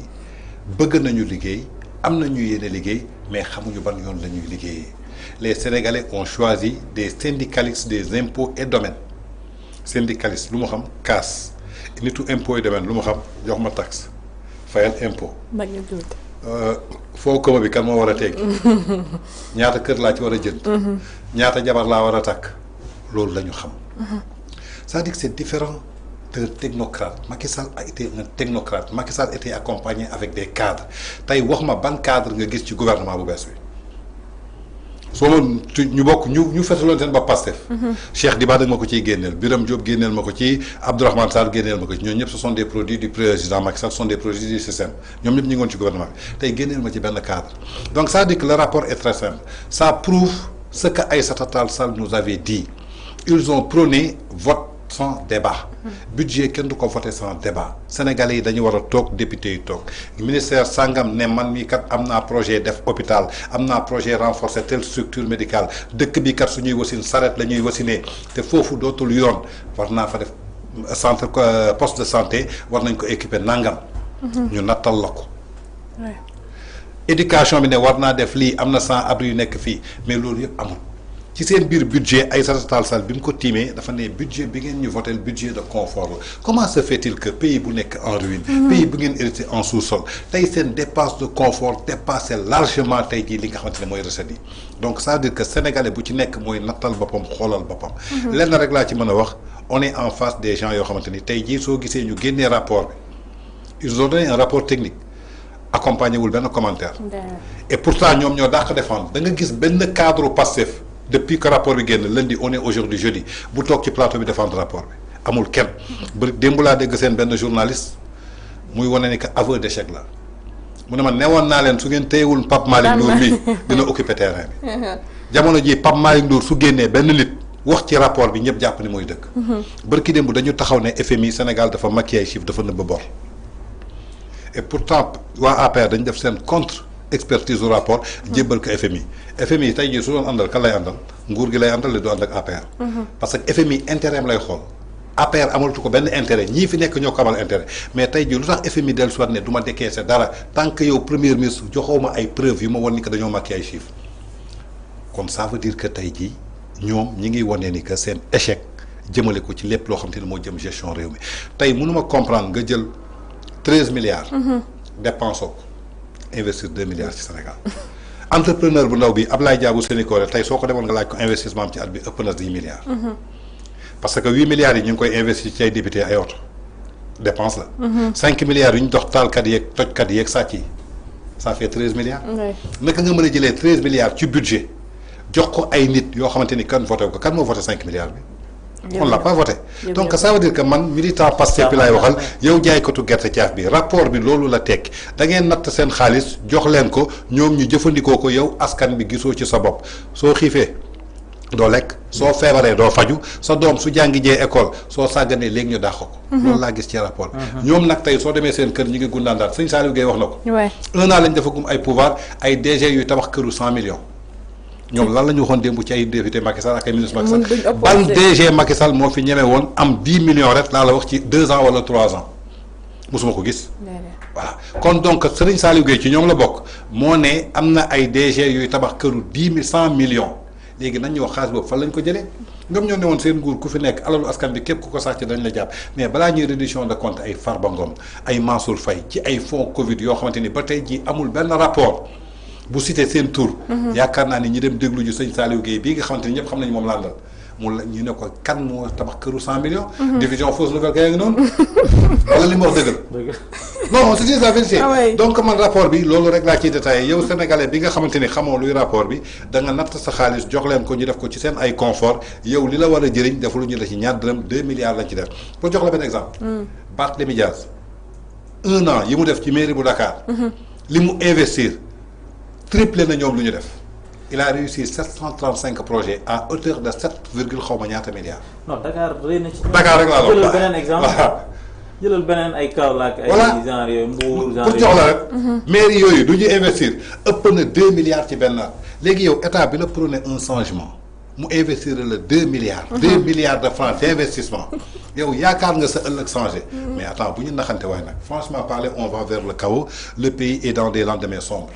soo bëggee dëgg-dëgg la. xam nga Tange li ma gën a neex ci mbir mi mooy ne que sénégalais yi ñoo ngi gën a comprendre léegi. xam nga lu tax. moo tax mooy sujet langage terre à terre bi. li nga wax ni mooy dëgg. c'est-à-dire il faut descendre jusqu'à jaaykatu caaf bi jaaykatu gerte bi wala mécanicien bi et cetera. parce que nag bu ñu fi nekkee naan ay eurobond ay levée des fonds sur le marché de l'UEMOA loolu dafa diis. ci ñi nga xamante ne non seulement jànguñu. mais aussi. c'est-à-dire amuñu activité bu diis ne war nañ am ay 15 millions wala 20 millions d'endettement et cetera. moo tax il faut que souvent ñu wàcc ba ci suuf gis nga tey war nañ encore jël suñu mal en patience. parce que janvier février mars mooy premier rapport bi gisuñu woon benn investissement jóg. donc bu génnee bu rapport yi bind bi bu génnee bu feeñee ñu ne ñu amul benn investissement bu ñu def waruñu woon bett parce que gisuñu fi benn xeer bu ñu teg mais avril mai juin deuxième rapport trimestriel. mais deuxième rapport boobu ci biir est-ce que gis nañ fi fu ñu teg benn xeer. bu fu ñu liggéey. bu ñu bettaat beneen rapport bu génnee ñu gis investissement bu yoroo. boo xam ne du leen. bu ñu bettaat na. c'est vrai parce que aussi tey le monde xam na lay doxee gis nga ce qui se passe à Dakar en termes d'information en termes de travail en termes de renseignement c'est exactement ce qui se passe au Japon. Ce qui se passe au Japon c'est exactement ce qui se passe à Paris. à Washington et cetera le monde est devenu un village planétaire. mënuñu fi nëbb dara au Sénégal à Dakar mënuñu fi nëbb dara moo tax FMI mënuñu ko naan xam nga FMI dafay am ay bureau au Sénégal. bépp rapport bu génn ci état ci entreprise yu mag yi sax c'est entre les mains de FMI ñooñu est-ce que mën nga leen nax. mënoo leen a nax. ils sont plus informés que nous. ils sont beaucoup plus informés am direction en Afrique. xam nos politiques publiques nu muy demee. xam les activités parce que souvent ils sont même à l'intérieur du Sénégal. xam ce qui se passe là-bas xam potentialité yi ñu mën a am ak yu ñu mënta am. FMI moo ñëw en 2024 te ñoom souvent ils oublient que ne. année 2024 bi liñ ci gérer moo ëpp foofu li ci Macky Sall gérer. xam nga kañ laa génn ci ñoom. bi ñu ñëwee jël pouvoir bi dès les premiers jours ñu génn ne Macky Sall lekk na fonds politique yëpp. xanaa kon loolu moo leen intéressé woon xanaa kon fonds politique leen intéressé woon. lu tax commenté wuñu premier rapport par exemple janvier février mars. bu Sénégal. nga xam ne ay investissement lay wane ay liggéey yu am solo. mais ay fonds politique la ñuy xool naan Macky Sall bàyyiwu fi dara alors que loolu kenn du la nattal liñ la war a nattal annuel bi kenn du la ko jox d'un seul coup déedéet. ça va de fur et à mesure lañ la koy joxe buñ la ko joxee janvier février mars 3 mois da ngay xaaraat yeneen 3 mois ñu joxaat la as tuut noonu la ñuy def ba année bi jeex mu tombeek liñ la war a nattal mu yam fa mais malheureusement ñoom dañoo ñëw tag di wax waxu fonds politique alors ñoom ñoo ne woon fonds politique dafa araam encore une fois bu ñu ñëwee dañ koy supprimer mais lu araam boo ko lekkee foo jëm safara nga jëm boo deewee looluy dëgg mais dañu non seulement supprimer wuñu fonds politique yi ñu doon wax mais dañ ko yokk assemblée nationale ñu yokk fonds du président de l'assemblée nationale primature ñu yokk ñooñu tey est-ce que mën nañu leen a gëmaat ci mim réew bon sang mais FMI dafa ñëw pour saytu les finances publiques du Sénégal dès les premières heures du changement du régime mais FMI li mu wax c'est très clair. au mois de juin FMI def ne au Sénégal les finances sont au vert économie bu baax la ñu am bu ñoŋ bu am santé financière. mu leen seen première eurobond soxlawu leen ko da ngeen am surfinancement te liquidité fay leen ay bor yu xaalis am ngeen liquidité actuellement vous n'avez pas besoin d'argent entrée d'argent soxlawoo leen ko il faut gérer avec l'existence ce qui est là doy na ñu lànk ñu ne dañuy wuti ji eurobond $750,000 $750,000 yooyu moom moo tax ba léegi FMI en veut à ces gens-là mais lu tax parce que FMI dañ nekk ci gis nga dafa am luy gouverner le monde gis nga ces institutions financières là boo bëggee am ak ñoom problème bari wax ba wër leen mais dañ lay bàyyi am nañ fu ñu lay xaar FMI dellu 3 mois après FMI ñëwaat ne mais yéen le Sénégal est devenu un pays à surveiller léegi ñan ñoo ko def suñu notes yi commencé dégradé suñu note dégradée suñu crédibilité wàññeeku ñu sàññeeku ci ay empreintes obligataires parallèlement à ça des communications catastrophiques naan le Sénégal est 4e sous-sol lekk nañu xaalis bi yëpp xam nga Cour des comptes ñëw ak rapport am et cetera mais loolu non seulement day dawloo investisseurs yi parce que dootuñu ñeme dugal seen dërëm ci réew mi mais aujourd'hui mais aussi FMI ci boppam mais daf lay laaj yow sa déclaration yii nii mais il faut nga prouver ma ko boo ko prouver wul man mën naa ñëw mais est-ce que naa dugalaat xaalis ci économie bi mais boobu léegi est-ce que gis ngeen FMI dugal fi xaalis amul y en a pas dañ ne woon juin bi FMI dina dugal xaalis ba léegi gisuñu xaalis juin ngi waaj a dee juillet lañ jëm FMI kat li mu wax donc pour vous dire que notre pays est mal barré notre pays est en pause l'activité économique ne marche plus boo demee tey aéroport mais y a rien qui bouge je viens d'un voyage là la dernière fois mais bi ma demee aéroport c'est comme des cimetières contrairement à bi fi président Macky Sall nekkee où l'activité économique était dense la dynamique économique c'est-à-dire c'était dense ça bougeait mais aujourd'hui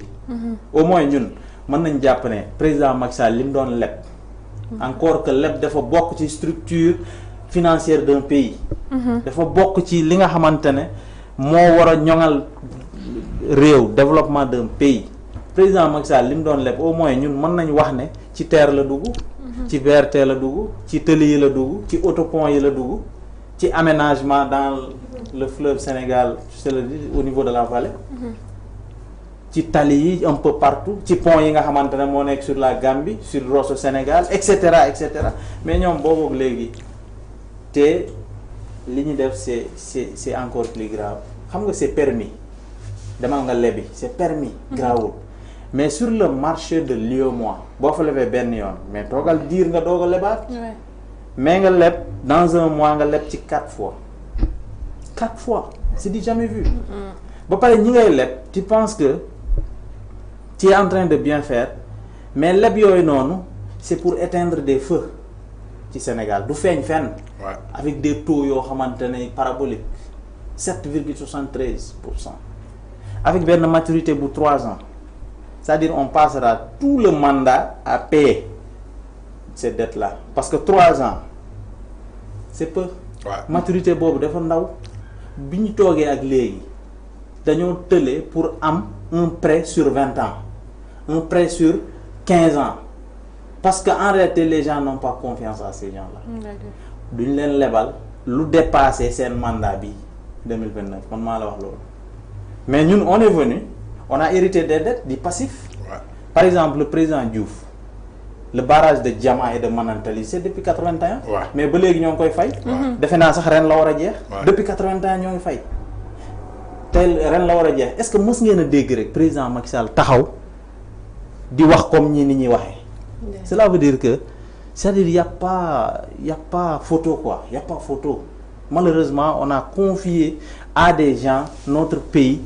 nit ñi nga xamante ne amuñu expérience bari nañu wax humilité amuñu ci dara modestie waxi noppi donc cela veut dire que ñun ci car rapide sambalaw bi daal lañ déglu xaw ma kañ la ñuy teeree président Macky Sall encore je vous dis que c'est l'homme qui a le meilleur parcours politique et institutionnel. Il a allié les deux. Quelqu'un qui a été directeur, qui a été agent d'abord au niveau de Petrosen, n'est-ce pas? Agent dem ba nekk directeur ba jóge foofu nekk ministre jóge foofu nekk ministre plusieurs fois dans plusieurs domaines ay hydraulique ay pétrole ay fu nekk def na fa jóge foofu dem intérieur là où il y a le renseignement jóge intérieur dem primature jóge primature dem ministère dem assemblée nationale nekk fa président de l'Assemblée nationale. Deuxième personnalité de l'État. Bon, c'est-à-dire il avait tous les éléments autour de lui réunis pour que mu def fi lim fi def mais malheureusement dañ ko jëndee ak ñi nga xamante ne tey jii sénégalais yi xam nañ ne ñi jaruñu ko woon te ces gens qui sont là ils nous ont vendu leur truc là trop cher malheureusement moo tax duñ ci génnee nii puusuñu paasuñu encore une fois duñu dem fenn parce que affaire yi dafa commencer diis ci ñoom en réalité loo gis fan yi ñoo ngi werante seen biir di weerante seen biir mais ce n'est que le début du commencement parce que dañoo wax lu ñu mënul diggee lu ñu mënul respecter dañuy jéem loo xamante ne si mënuñu ko parce que loo jàngul mënoo ko tari jànguñu ko malheureusement te état adduna bi toll na foo xamante ne mu waroo risquer di jox sa état ak ñi nga xamante ne dañuy jàng parce que le monde court le monde vole même le monde là li muy daw moo bari à une vitesse de croisière mais boo risquer nag jël sam réew jox ko ñoo xamante ne ils n'ont absolument rien géré dans leur vie secrétaire musuñu ko am ñu xëy a xëy rek ñu ne leen yéen a jiite réew mi mais il est évident que lépp lu ñu def ci ay tokki doon la ñu dëkk sur le plan de la diplomatie sur le plan de l'intérieur du pays et cetera quoi moo tax jàpp gi ñii nii da ngay xam ne ñii ils n'ont pas appris du passé Bassirou Diomaye Faye il a quitté la prison pour aller au palais non te ñoom ñoo ngi jàpp ni di leen yóbbu prison kon xanaa dañoo bëgg ñooñu nekk prison dem remplacer leen palais ils n'ont rien compris au fait wax nga lu am solo ils n'ont pas appris si li nga xamante ne mooy des erreurs yi nga xamante ne gisoon nañ ko ci régime bi fi nekkoon tey ñu nemmeekuwaat na que ne loolu mooy mel ni luy xaw a continuer ci biir réew mi waaye comme ni ko Tange waxee woon sànq gis nañ ko mel ni Serigne Saliou Gueye mu wax ay révélation yu am solo yoo xamante ne gis nañ ko fi ci démb ñu doon wax que ne mënuñoo opposé wu ak des opposants milliardaires ci li nga xamante ne moom wax na ko jëmale ko si ñi nga xamante ne ñoo fi nekk tey di wax que ne même pas même si mënuñu fay liggéey ay milliards ba war a mën a tabax ay kër yoo xamante ne comme ni ñu koy waxee rek dañuy Aïssata Tall ni mu ko doon waxee confort bi à chaque fois day daal di ñëwaat Mame Thierno vidéo sëñ Saliou Gueye bu yemee ñu daal di ñëw mën a wax que ne li ñuy wax rek dafa am ci leer loo xamante ne dañ koy sukkandiku daal di koy ñëw soog koo tegal li nga xamante ne mooy internetu VIP People bi. tabax seeni kër à coût de centaines de millions nañu arrêté. en un an mënuñu fi liggéey ay plus de 100 millions et quelques di ci jënd ay kër dañu arrêté. c'est ça aussi Sénégal moo tuuti boo xamee ni mënoo fay def lu nit dul xam. Sénégal tuuti boo xam ne mënoo fay def lu nit dul xam boo tëddoo sa biir nekk xëy jënd fi benn kër 200 millions boo xëyee nit ñi dinañ ko xam. c'est ça aussi la réalité mais mënuñu fi dàq benn affaire boo xamante ni yàggul dara. bëgg xëy gis encore les mêmes pratiques ñenn ñi di ko continuer. 18 mois la nguur Ousmane Sonko ak Diomaye nekk ci boppu Sénégal 18 mois da ngay gis ay DG gis ngeen li nga xamante ne sëñ Saliou Gueye wax na ko si tey ñi nga xamante ne ñoo tey nguur gi si ñu doon wax démb comme ni ma ko waxee sànq que ne dañuy prôné li nga xamante ne mooy rupture changement tey muy wax que ne si 1 an mënuñu fee tabax ay kër yoo xamante ne si kër yu 100 millions kër yoo xamante ne ñoom bañ fi nekkee ak léegi xaas bu ñu war a mën a tabaxee kër yooyu jotuñu ko fee liggéey mu mel ni problème yaa ngi commencé sur les gros étages. waaw xam nga sëñ Saliou Gueye moo wax. sëñ Saliou Gueye aussi foog ñu tey cay wax man personnellement damay tey cay wax. ndax la. non c'est-à-dire que nit da ngay xam soit jën nga wala yàpp nga wala géej nga. ah ouais. voilà parce que sëñ Saliou Gueye mënul am ay position ñi gis journal bi mu yor li mu doon titré ak li mu doon def. barki démb la fi premier ministre dem fële nga xamante ne mooy ca Louga di def lancement phase 2 bu Promoret wàllum ndox bi lancement phase 2 bu Promoret. xam nga ku ne phase 2 kon am na phase 1. Macky Sall investir ko wut ay financement ci plan Sénégal émergent Serigne Saliou Gueye xam ko bu baax fekkee ko mu dem titré ci journalam voici les premiers actes qu'a réalisé le régime de Diomaye mel ni lu bees la. kooku tey su ñëwee di ma wax est-ce que man duma tey. bien sûr. voilà parce que tey su ñëwee ne am na ay DG. yu tabax ay këru 100 millions. mais comme ni mu ko doon defee ci Macky Sall na osé tudd seen tur. da toog ci plateau du melana ministre mu tudd la ku nekk mu tudd sa tur nangam na tudd turu DG yi mu indi preuve yi daal di koy teg Sénégalais yi analyser seen bopp. gis naa nag ñaari photo ñu def ko kenn ki moo yor poumon économie Sénégal muy port. port soox na la fa doon duggatu fa ñu fi doon jàll seen bagage jaaru fa malgré nag gis naa sama yaay maam jaara pam di ko wayal di ko tàggal ak maamam naan ko wéy li nga def ci port kenn mësu ko fi def. waaye pour la première fois ñu dàq 731 employés biir port n'est-ce pas. keneen ki mooy kan directeur CDC di Fadilou Keita. ki nga xamante ni Macky Sall daf ko defal lépp defal famille lépp. moom laa gis barki de mu ne sama salaire 7 millions bu manqué tuuti la mais du ma ko wàññi. kon moom fas yéenewul wàññi salaire am bu 7 millions. est-ce que démb bi ñuy wut nguur gi suñu taxawoon ci jeunes yi ne leen man sama salaire su ma ko fekkee 7 millions du ma ko wàññi discours bi ñuy tenir tey jii. est-ce que El Malick démb su toogoon. ne carrément su ma nekkee président Assemblée nationale damay jëndal député yu oto et j'assume. est-ce que sénégalais nee nañ fa. y a une trahison. y a une trahison quand même la ñu waxoon la ñu jaayoon sénégalais yi jaay ko askan yi ba ndaw yi tey jox leen bopp réewu Sénégal jëfewuñu ko. et c'est une trahison. je crois que ñu ngi ñuy toppee ay diffusion de fausses nouvelles diffamation mais lan moo gën a garaaw trahison. dis-moi que depuis que le régime de Pastef est là lan lañ la mës a wax du temps de l'opposition ñu respecté ko criminalisé nañu homosexuel. supprimer nañu caisse noire. def nañu appel à candidature. génn nañu conseil supérieur de la magistrature. wàññi nañu les privilèges de l'État. est-ce que mës nga gis premier ministre Macky Sall bu fi voyagé ak jet privé. mës nga ko gis. kon wax ma lan lañ fi def lan la ñu jaayoon askan bi tey jii ñu teg ci seen tànk. tey les arrestations yi kan moo ne woon l'article 80 est érudit à notre corpus électoral. Moustapha Diakhaté barki démb lañ ko jàppee offense au chef de l'État. Pape Alé Niang bañ ko jàppee lan la defoon loolu yoon da koy tere. dossier estampillé secret kenn amul droit di ko génne. code de la presse da la ko bindal éthique ak déontologie bindal la ko nga dem CESTI ñu jàngal la ko nga dem école de communication ñu jàngal la ko et pourtant il a fait ñu taxaw défendre ko ba marchal ko ci mbedd bi.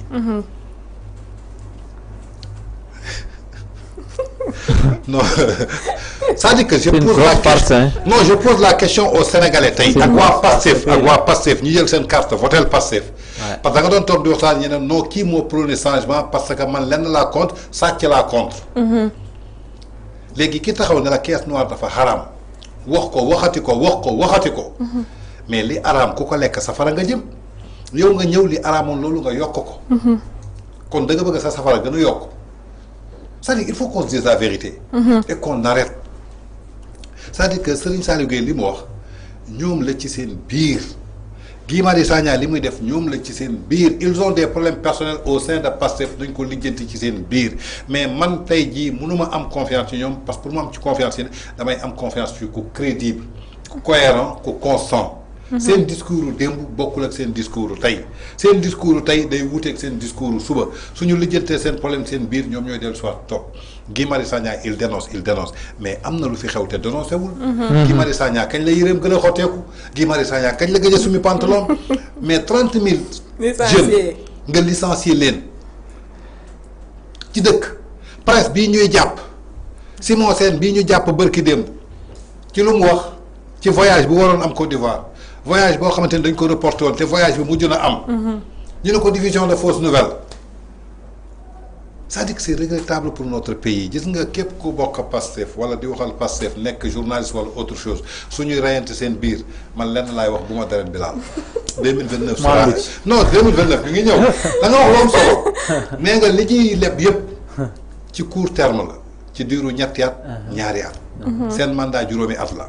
kon lépp lu ñuy leb du dépasser seen 2029 mais 2029 ñoom ñooy wax Sénégalais yi ban bilan la ñu def. xam nga nee nañ la protéger rapport bi dina génn fii 2 milliards lañ la wax d' investissement man investissement bi sax laa gisul fan lañ ko def parce que gisoo gu ma. 2 milliards yooyu. waaw gisuma fan la. nga dëgg de. non mais attends génne nañ 2 milliards mais yow est ce que mën nga gis benn point bu ñu la nee état bi def na lii. est ce que du ci hôpital nangam jënd nañu temps indi nañ ko fii man de leen laa gis. ay reçu Wave 500 000 francs ay ex-détenus jógee ministère de la famille et de la solidarité loolu moom gis naa ko may laaj loolu ndax investissement loolu dépense la. léegi ñoom 2029 bor yi ñu fi bàyyi te démb ñoo doon xas Macky Sall ci ay bor. wax dëgg yàlla nag Macky Sall borom yaa ngi nii ñi ngi fay seen bopp. TER bi mi ngi fay boppam BRT bi suñu wàccee ñoom ñoo koy encaissé mi ngi fay boppam. stade bi nga xamante ni Dame Mbodj nee na tey jii moo ñu permettre ñu organiser Jeux olympiques démb dañ ne woon lu ñuy doyee stade kat moo toogoon barki démb arena ci basket bi ñoom ñett de. premier ministre président assemblée nationale fan lañ toogoon ci siège yi nga xamante ni Macky Sall moo ko fi def te amaluñu benn njëriñ kon démb amal nañu njëriñ. bi Aïda Diallo soxlaa ba nekk tey une vraie patriote. Aïda Diallo nekk une vraie patriote jox nañ ko. benn taalibe Aïda Diallo démb nommé nañ ko ci conseil des ministres. directeur hôpital. quelques jours après la déclaration de Aïda Diallo.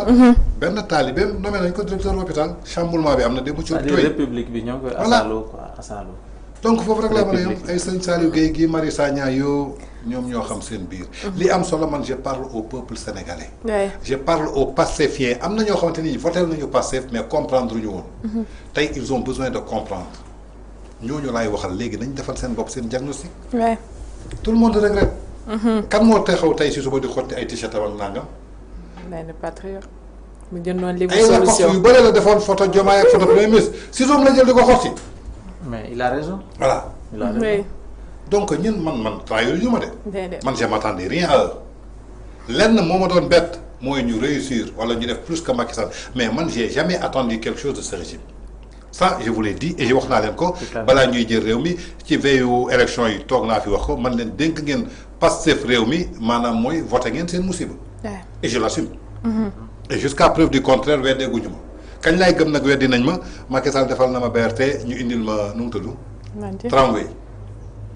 Macky Sall indil na ma TER ñu indil ma train express régional buy dem Dakar Ziguinchor Dakar Tamba des trucs consorts. mënuñ ko. fenn lañ may convaincre Macky Sall defal na ma stade Abdoulaye Wade ñu defal ma stade bu gën a sophistiqué boobu. Macky Sall defal na ma tant d'université ñu tabax xatal ma yeneen université abri provisoire dootu ba ko gis Sénégal Macky Sall bàyyil na ma kilo ceeb à 500 ñu indil ma ko à 250. Macky Sall investir na 100 milliards ci agriculture bi ñu am ay récoltes yoo xamante ni am na abondance ñoom ñu investir 120 milliards amuñu sax 500 000 tonnes de récolte. vacances agricoles yi. anam seen. man loolu lay xaar ci ñoom bi nekkee opposition. man foofu dong laay xaar ci ñoom. 10 ans loolu xaaruma dara ci ñoom. 10 ans ci ay détails yoo xamante ne ñun xamuñu ci dara. Sénégal laa la ngi nii Sénégal laa la ngi nii chaque jour qu'on se réveille. il faut être au Sénégal pour croire. non foog mu wàccee débat bi bu wax ak Sénégalais bi benn par benn. c'est-à-dire kon léegi débat bi mais loolu la ñuy bañ nag de wàcce débat chaque jour qu'on se réveille daal am na dossier yu bees yu daal di teguwaat ci kaw table bi chaque jour li nga xamante ne mooy seen promesse su démb da leen daal di rattrapé waat si tey jii ndax gis nañ suñu premier ministre mu daal di dem Chine gis nañ mu doon wax que ne Sénégal benn nit moo ñu doon jël suñu ressource France la woon léegi Chine dooleeku na ci tey dem na fa Moussa ba nga gisee voyage am fële ca Chine ban gis-gis nga si njëkk a am. waaw xam nga keroog dama déglu benn patriote kenn ku far ci ñoom ne. c'est inédit c'est-à-dire que 2014 lañ créé seen parti 2024 ñu jël réew mi. ak 54%. 10 ans après ma ne leen yéen xanaa da ngeen di fàtte. le président Macky Sall il a fondé son parti en 2008. 2008 ouais. 38 mois seulement d'opposition mu jël réew mi 38 mois ñoom ils ont fait 10 ans. pour jël réew. Macky Sall 38 mois la def jël réew mi en 2012 ñëpp gis nañ lu mu fi def. avec un exemple de comportement extraordinaire. musul saaga kenn musul xas kenn musul dem assemblée di dagg santé ak ay chroniqueur wala ak ay député il respectait tout le monde malheureusement nit ñi dañ ko fayul kay li mu liggéeyam comme ni ñu koy waxee kenn fayul naar bi xoromam loolu moo am. Maintenant son voyage en Chine man tu sais je fais partie de ces gens là qui croient que ñoom dañ leen a fal effectivement pour ñu xool li ñu jàpp ne loolu mooy indi développement wu réew mi. ñu def ko bu ñu jàppee ne peut-être dem Chine dafa am lu muy indil réew mi vraiment ils sont libres d'y aller j'ai pas de problème par rapport à ça. mooy mel ne dette yi ñuy c'est emprunt yi ñuy def sur dans la sous-région sur le marché de l'UEMOA awma ci problème mais au moins bu ñëwee. il faudrait que sénégalais yi xool loolu li ñu indi. lan la leen jëriñ en réalité moi j'ai un voyage en Chine là comment vous pouvez mobiliser toute une république Chine nu mu soree c'est-à-dire Chine mënoo fee jóg naawee fii nga def vol direct mënul ne 17 heures de vol la mënul ne il faut que am foo escale doog a jàll. Moi j'ai été en Chine en 2016 nous sommes passés par Dubaï d'abord ñu escale foofu doog a jàll Pékin mais il faut savoir que Ousmane Sonko premier ministre son collègue premier ministre kii wu ko invité wu ko de président de la République bu Chine invité wu ko xam nga ñoo ko invité. fi mu demoon mooy forum de Davos boo xamante ne mooy mel ne nga ne j'invite le premier ministre par exemple français mu ñëw fekkee FICA foire internationale de Kaolack noonu la demee quoi maintenant entre temps nag tu peux essayer de voir ay premier ministre wala président de la République wala yeneen investisseurs mais vous ne pouvez pas pomper les Sénégalais de ce voyage-là ngeen mobiliser toute la République tous les moyens que ça engrange ñii ñoo ngi naan avion ba dañ ko aal wala daf ko louer l'un dans l'autre amul lenn lu ci ñi yàkkanal alalu Sénégalais yi parce que jëloon avion commerciaux yi je pense que moo gën fuuf ci Sénégalais parce que lii lañ doon casse dem président Macky Sall dafa jëndoon un avion présidentiel à 60 milliards pour la sécurité de l'État du Sénégal la sécurité du président de la République pour au moins xam nga ñoom dañuy woote léeg-léeg souveraineté parce que un pays boo xamante ne président ba amul avion est-ce que réew moom dëgg-dëgg souveraineté boobu est-ce que desul day li des président Macky Sall c'est-à-dire il mesurait tout ce qu'il faisait mais ñoom dama jàpp ne comme que démb dañ doon ŋàññ avion président Macky Sall bi avion bi président de la République jëndoon mais bu ñu ñëwee dañ ko waroon a jaay logique pour logique dañ ko waroon a jaay bu ñuy voyager ñu utiliser les avions commerciaux là mais malheureusement defuñu ko au contraire ils ont fait pire non seulement ils ont gardé l'avion mais avion yi bu paanee tuuti dañuy dem louer ji wala ñu aal leen ay avion te ñëpp xam nañ lu ci aal c'est-à-dire man bu ma la aalee oto n'attends pas à ce que ma dugalal la carburant bu paane yow yaa koy dépanner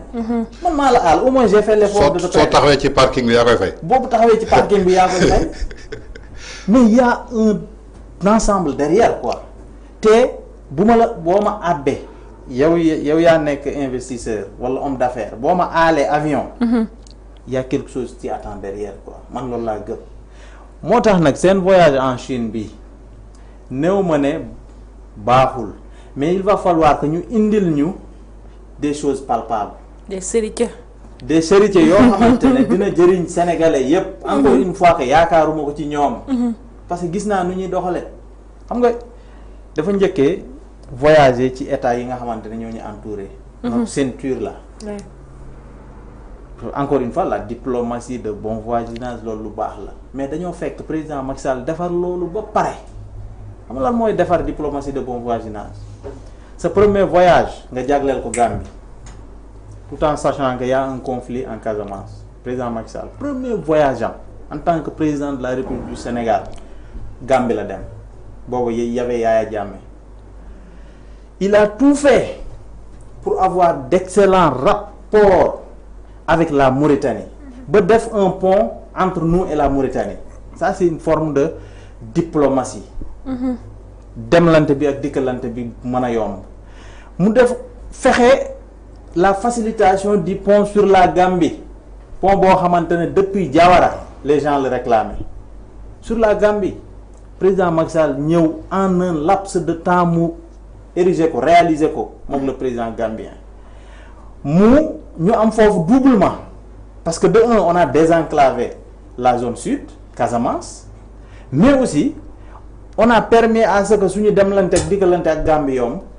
leneen li aussi ça nous a permis d'avoir d'excellentes relations avec la Gambie bu ko defee rébellion bi nekkoon à l'époque en Casamance ñu mën ko régler une bonne fois pour toutes pour que jàmm ji ñëwaat en Casamance je pense que président bi mu fiy jógee il y avait la paix en Casamance la paix était revenue en Casamance parce que ñi fa nekkoon di def ay ñaawteef bu ñu dawee jógee Sénégal amul fenn fu ñu doon làqu ji du Gambie du Guinée-Bissau parce que Guinée-Bissau on avait d'excellentes relations également Guinée le président a laissé des relations bonnes avec la Guinée-Conakry mais Mauritanie je l'ai déjà dit Mali aussi on n'a jamais eu de problème bon sang mais loolu yëpp am na mais malheureusement on a des dirigeants aujourd'hui c'est que dañ jàppee seen bopp ne ay révolutionnaires lañ moo tax bu ñu gisee ku def coup d'état daf leen di neex ñu dem fekki ko genre solidarité la quoi man noonu laa ko mën a jàppee mais c'est extraordinaire comment yow qui est venu au pouvoir par la démocratie par les urnes nga dem di seetaan di naw di bëggee ñi nga xamante ne ils sont venus au pouvoir par les armes ce sont des putschistes mais déjà le fait que nga dem foofu déjà nekk à leur côté tu es en train de dégrader l'image du Sénégal parce que àdduna baa ngi lay seetaan am na ñeneen ñoo xamante ne pour rien au monde du ñu jëflante ils ne vont jamais se frotter avec des putschistes au niveau international xam nga Chine bi encore une fois man jàpp naa ne vraiment le forum de Davos là mënoon nañ fa yónnee benn secrétaire général d'un ministère wala gën gaa kawe ñu yónnee fa un ministre mu dem fekkee li nga xamante ne mooy forum ba lépp lu ñu fay signé ñu jéem ko signé mu ñëw mais notre premier ministre tenait coûte que coûte à voyager j'ai l'impression que c'est-à-dire li nit ñi di wax ci plateau yi c'est devenu une pression ci ñoom mënuñu dem li borom maam mi waxoon daa bañ a dem ñoom itam coûte que coûte il fallait que ñu dem te ñu dem fu gën a sori pour combien de moyens ça est-ce que jar na ko au même moment yow ki la war a décanter la situation et là à côté on est à quelques kilomètres seulement des États-Unis France a ngi fii c'est-à-dire yooyu ñoom nag malheureusement c'est-à-dire sur tous les sujets addu nañ ci te wax nañ fa ba wax mbelaat lu ne sujet boo jël rek moo tax ñemewuñu par exemple bu ñu keroog bi ñu dem Côte d'Ivoire par exemple man j'avais honte parce que je voyais les vidéos circuler vidéo yi nga xamante ne le premier ministre actuel am na li mu doon wax le président Alassane Ouattara wax ju ñaaw joo xamante ne man mënuma ci delluwaat sans compter ses ministres et cetera xam nga ñooñu nag nga doon xas démb tey la réalité te rattrape nga war a dem ànd ak ñoom photo ak ñoom signé ak ñoom ay affaire nekk tey tes alter ego mais da ngay am gàcce. da ngay am gàcce ñooñu bu leen fàtte bu leen jàpp ne fàtte nañu démb duñu fàtte de. ils sont là pour meubler pour jouer la diplomatie et cetera mais duñu fàtte moo mel ne FMI ak lu mu la mere lu mu la mënti di mere bu ñëwee Sénégal il est obligé de jouer la diplomatie avec l'État mais bul xam li ñuy xalaat ci suuf. oui mu nekk jàngat bu am solo. je vous dis que ne ñi war a régler suñu situation du Chine. da ngay xool États-Unis lan la def Sénégal depuis 1960. Depuis 1960 c'est plus de 600 milliards yi ñu dugal fii au Sénégal. oui à travers des programmes à travers des projets et cetera mais Chine à chaque fois bu ñu ñëwee fii attention c'est des marchés. c'est un partenariat ñoom dañ ciy gagner mais tey États-Unis décantel ñu la situation financière difficile que nous vivons moo gën a yomb fuuf. que Chine di ñu ko def décantel. France bii nga xamante ne ñoom amul luñ ko yàqul France mën nañ jàppale ci lu bari. malheureusement ñoom xamuñu ko te xamuñ fu ñuy jaar en réalité. ça donc waxtaan bi aujourd'hui neex c'est na pas la Chine véritablement de nous décanter certaines situations. Waxtaan Bien bi- vrai qu'on doit avoir de bons rapports avec la Chine, hein, parce que il nous faut développer cette diplomatie là avec tout le monde vraiment. Mais quand même voyage bi mënoon naa ñàkk quoi, un premier ministre qui se déplace quand même pour un forum. man gëm naa ne bu ñu fa yónnee woon benn SG wala benn ministre rek ça pourrait suffire quoi. waxtaan bi neex na lool waaye lu neex wàccee na mu may fàttali heure bi temps waxtu bi dab nañu bu yàgg mais temps de manière ramassée ci voyage Chine bi gis nga li nga xamante ne mooy Moussa def na ko ci kon mën nañ ba est-ce que jar nañuy xaar dara ci li nga xamante ne mooy voyage bi que dinañu apporter dara ñun ñi nga xamante ne ñooy société sénégalaise bi. waaw Ndeye Fatou xam nga tey le premier ministre dem Chine. dem États-Unis dem Japon. dem dëkk boo xamante ni tey jii mën na relever suñu défi économique. dafa nekk ci rôle am. il doit voyager. ouais il doit aller amener des partenaires. waaye nag choix bi moo baaxul. waxuma parce que Chine tey lépp lu ñu waroon développer ak moom ci wàllu partenariat Macky Sall géré na président bi ñu ko njëkkee fal Macky Sall la njëkk a seet si. Macky dem na fa nuwee nañu ay partenariat lu bari tey jii fii chinois yi ñoo ko defar. te bi ko chinois yi di defar moom mi choisir tey Chine dafa am lu mu waxoon ci chinois yi. nee na autoroute bi dañuy indi ay prisonniers chinois ñoo ñu koy defal ba ku dee sax dañ lay taal duñ la yóbbuwaat kon man tey su wootee rupture mu ñëw ci boppu réew mi tey dem seeti ku mel ni Donald Trump damay d'accord dem seeti ku mel ni Macron dem Allemagne je crois que ci yooyu laa ko doon xaal les puissances économiques dem Angleterre nuyu ji yoo xamante ni dañuy décanter ay situation mu ñëw Chine tey xam nga ni chinois yi ñoom marché gagnant-gagnant dañuy ñëw indil la lii defaral la lii ñu jël lii ci yow dañ lay tabaxal stade nga jox leen nangam. mais tey voyage bi Macky su ko doon def da doon jël ay hommes d'affaires jël ay techniciens dugal leen ci biir avion bi nga xamante ne ñooñu suñu demee dañuy nouer partenariat à part secteur état bi secteur parapublic bi maanaam muy privé bi aussi gën a fructé wu tey ban homme d'affaires la yóbbu kenn de laa fa gis muy Baye Ciss mooy paa bi nekk Kaolack voilà te tabax fa centre commercial te Baye Ciss dégg naa ne aussi moom dafa demoon pour ay marché boppam dégg naa ñu dajeeg moom foofu profité photo ak moom mel ni ñoom ñoo koy baal loolu laa dégg mais leeruma ci waaw parce que Baye Ciss forumu Good Food bi mu amee Dubaï man mii la jëloon man la yóbbuwoon man ak moom ñoo nekkandoo woon Dubaï on était à Good Food moom day dem ci genre forum yooyu xool yan partenariat lay nuyu xool yan activité donc tey dama ne voyage Chine bi lan la bi ñuy dem lan la ñuy wax visite officielle tey est-ce que xam ne visitu premier ministre Chine bi baaxul suñu démocratie premier ministre moo dem Chine kan moo ko accueillir l'ambassade du Sénégal en Chine un constat yow réew su la invité xanaa nag autorité bi war nañu mën a yónni sax premier ministre bi sax naatangoo mu dem jëli aéroport ambassade du Sénégal moo ko accueillir forum bi ñu ko gis yëpp dañu ne woon visite officielle la visite officielle je crois que président bi day yónni soit wala gouverneur mais on l'a vu avec des gouverneurs de province xam nga Chine noonu la tëddee ay gouverneurs de province dañ ko gisal lan la doon nuwee ay partenariat yi ci lan la pour defar brique defar brique fabrication de briques. voilà fabrication de briques laa fa gis léegi pour kan Sicap yow ki lekkul naanul dafa tal tabax tey brique lan la ñu mën a jural suñu économie pour man jëloon avion bi def 2 heures de temps dem fii Marrakech seeti Macky Sall ne ko président sénégalais lañu Sénégal dafa nekk ci guuta am nga baat à l'international lan nga ñuy conseiller Macky Sall bokk ak ñoom benn vol ànd ak ñoom fu Macky Sall fëgg ñu wuy leen lu mu nee jox leen ñu jox leen ko est-ce que loolu gënul woon yomb jël jet privé Falcon 8 ñu ne homme d'affaires moo la ko abal xam nañ ko d'accord moo la ko abal aéronautique mais soo ko abalee yaa ci def carburant vol bi mi ngi noonu je crois que Athènes la def fële fa la def escale mooy li may wax souvent amul vol direct buy jógee fii naaw ba Chine Grèce la def escale jógee fa 18h19 egg 3h55 gazu ñan ñoo ca nekkoon kérosène bi per diem yi ngay joxe lekk beeg naan bi ànd ak ay journalistes ay présentatrices yoo xamante ni saaga ndeyu nit ñi lañ nekkee ci Sénégal guddeeg bëccëg mais si c'est-à-dire que on a perdu du temps pour rien du tout tey nag lu tax d'accorduma ci choix wu Chine bi mooy dafa am yu mu waxoon démbu Chine Macky Sall fa lay dem yalwaani ci léegi man may laaj moom lan la defi joon Macky d'accord nañu yalwaan na indi na léegi ñoom lan lañ defi joon ah ak Macky Sall ay prisonniers chinois la fi ñu doon léegi defar katu briques yi mbaa duñ doon ay prisonniers wala ay sàcc tout simplement c'est-à-dire que l'importance mooy su ñu bëggee defar dëkk bi. nañ jël seen avion 2 heures wala 3 heures sans njëkk Marrakech. Macky Sall da leen di ubbil buntu. loolu moom daf ma leer.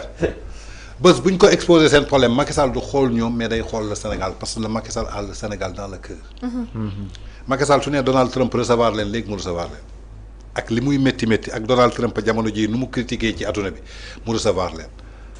lii ngeen bëgg a teg lii ngeen bëgg a teg je crois que moo gën a yomb dem ba Chine presque 19 heures de vol. perte de kérosène perte de lépp léegi yow moom su ñëwee xaar ko ci conférence de presse mun la indi naa lii à part machine yuy defar brique fii de Sénégal moom ay defar ko du brique am bagaay ñu ngi fi manœuvre yi sax dañuy defar brique. mais man dama gis benn vidéo mooy bi mu doon waxee chinois yi. fi Macky Sall indi woon. waaw mais vidéo doy na waar ah. moo ko wax de. loolu laa la wax sur tous les sujets. sur tous les sujets mi ngi nii. Sonko wax na ci c'est extraordinaire. ay chinois rek a fay liggéey léegi naa seen i prisonniers la ñuy jël ñëw di leen liggéeyloo moo tax ko ci dee sax ñu gaaw lakk la. connaissance partout waaye waxtaan bi neex na comme ni ma ko waxee sànq waxtu bi dem nañu maam Thierno mu ngi ñu koy signalé mais Tange maa ngi lay jaajëfal bu baax a baax. merci beaucoup Ndeye Fatou ça a été un plaisir bokk ak yow plateau bi di remercier aussi Moussa Sow Kogère jëmale ko ci position ak détermination ak engagement en tant qu'un responsable politique mais en dehors de cela en tant qu'un républicain en tant qu'un Sénégalais. dans l'avancement et la bonne marche du Sénégal. mooy li may wax li ñu fi wax ñëpp. tey nitu Pastef da koy jàppee critique c'est pas des critiques ce sont des constats et des faits réels pour que ñi jiite réewu Sénégal tey xam na ni que ci logique bi ñu nekk ak yoon bi ñu nekk baaxut ñu leen di fàttalikul ci fàttaliku boobu nag si la ñu mën a redresser seen bopp parce que bëgg naa ni au minimum 2029 ñu présenter bilan man moom loolu bëggal naa la yéene naa leen ko. damay bañ nag ñu ñëw 2029 indil ñu bilan zéro pour la première fois dans l'histoire donc ça a été un réel plaisir di la gërëm di la jaajëfal bu baax a baax. plaisir partagé di kontaan à chaque fois rek di partager moom plateau bi moom temps suñu doyen Moussa maa ngi lay jaajëfal bu baax a baax. waaw Ndeye Fatou sant na ma la gërëm na ma la bu baax a baax Tange aussi maa ngi koy sant bu baax bi ma partagé ak moom plateau bi c'est un grand plaisir ah. maa ngi sant aussi di baalu ak sa technicien yëpp. di leen. félicité ci liggéey bi ñuy def mais aussi sénégalais yi ñoo ngi leen di sant bu baax di leen gërëm xamal leen ne lépp lu ñu fi wax te mu xaw leen a offensé ci ñun la parce que yàlla motul dañ leen di déggal nit motul dañ leen di jéggalu bu baax a baax jéggalu leen encore une fois bu baax a baax mais bu fekkente ne li ngeen fi dégg véritablement lu baax la xam leen ne ci yàlla sunu borom la jógee parce que moom rek moom mat nit motul jërë ngeen jëf. merci beaucoup Moussa Sow Kogère moom duma kenn dootu ko présenté ci biir kër gi à chaque fois bu ñu ko soxlaa rek day daal di bàyyi yitteem ñëw partagé ak li nga xamante ne mooy ñëw wax li nga xamante ne mooy daal di xew ci réew mi seen biir émission fi réew mi toll amee internetu VIP People seen émission fii lay daal di jeexee waaye ñu ngi leen di dig daje ba ci kanam ak suñu yeneen jotaay di ngeen di jaajëfal bu baax a baax. guddi gi maam moomee guddi gi ñoom ñoo ko moomee mbay guddi gi yàgg na neex na te metti na te dëgër na kaj loolu affaire bu garaaw la xale xamu ko loolu dafa am miel am plante boo xam ni su guddi gi xaajee la tudd dañ ne 45 minutes avant laalal ñaari cuillère boo laalee ñaari cuillère xoolal da ngay bëri doole da ngay bëri doole guddi gi neex lool yàgg lool livraison à domicile c'est possible kon li may wax xam ngeen lan la miel la ak ay plante loolu nag mi ngi jugee Paris mi ngi tudd la nuit nous appartient wooteel 77 751 59 59. ñi ngi bàyyeekoo Sacré-Cœur 3 ñu livré la ko yée guddi gi day neex lool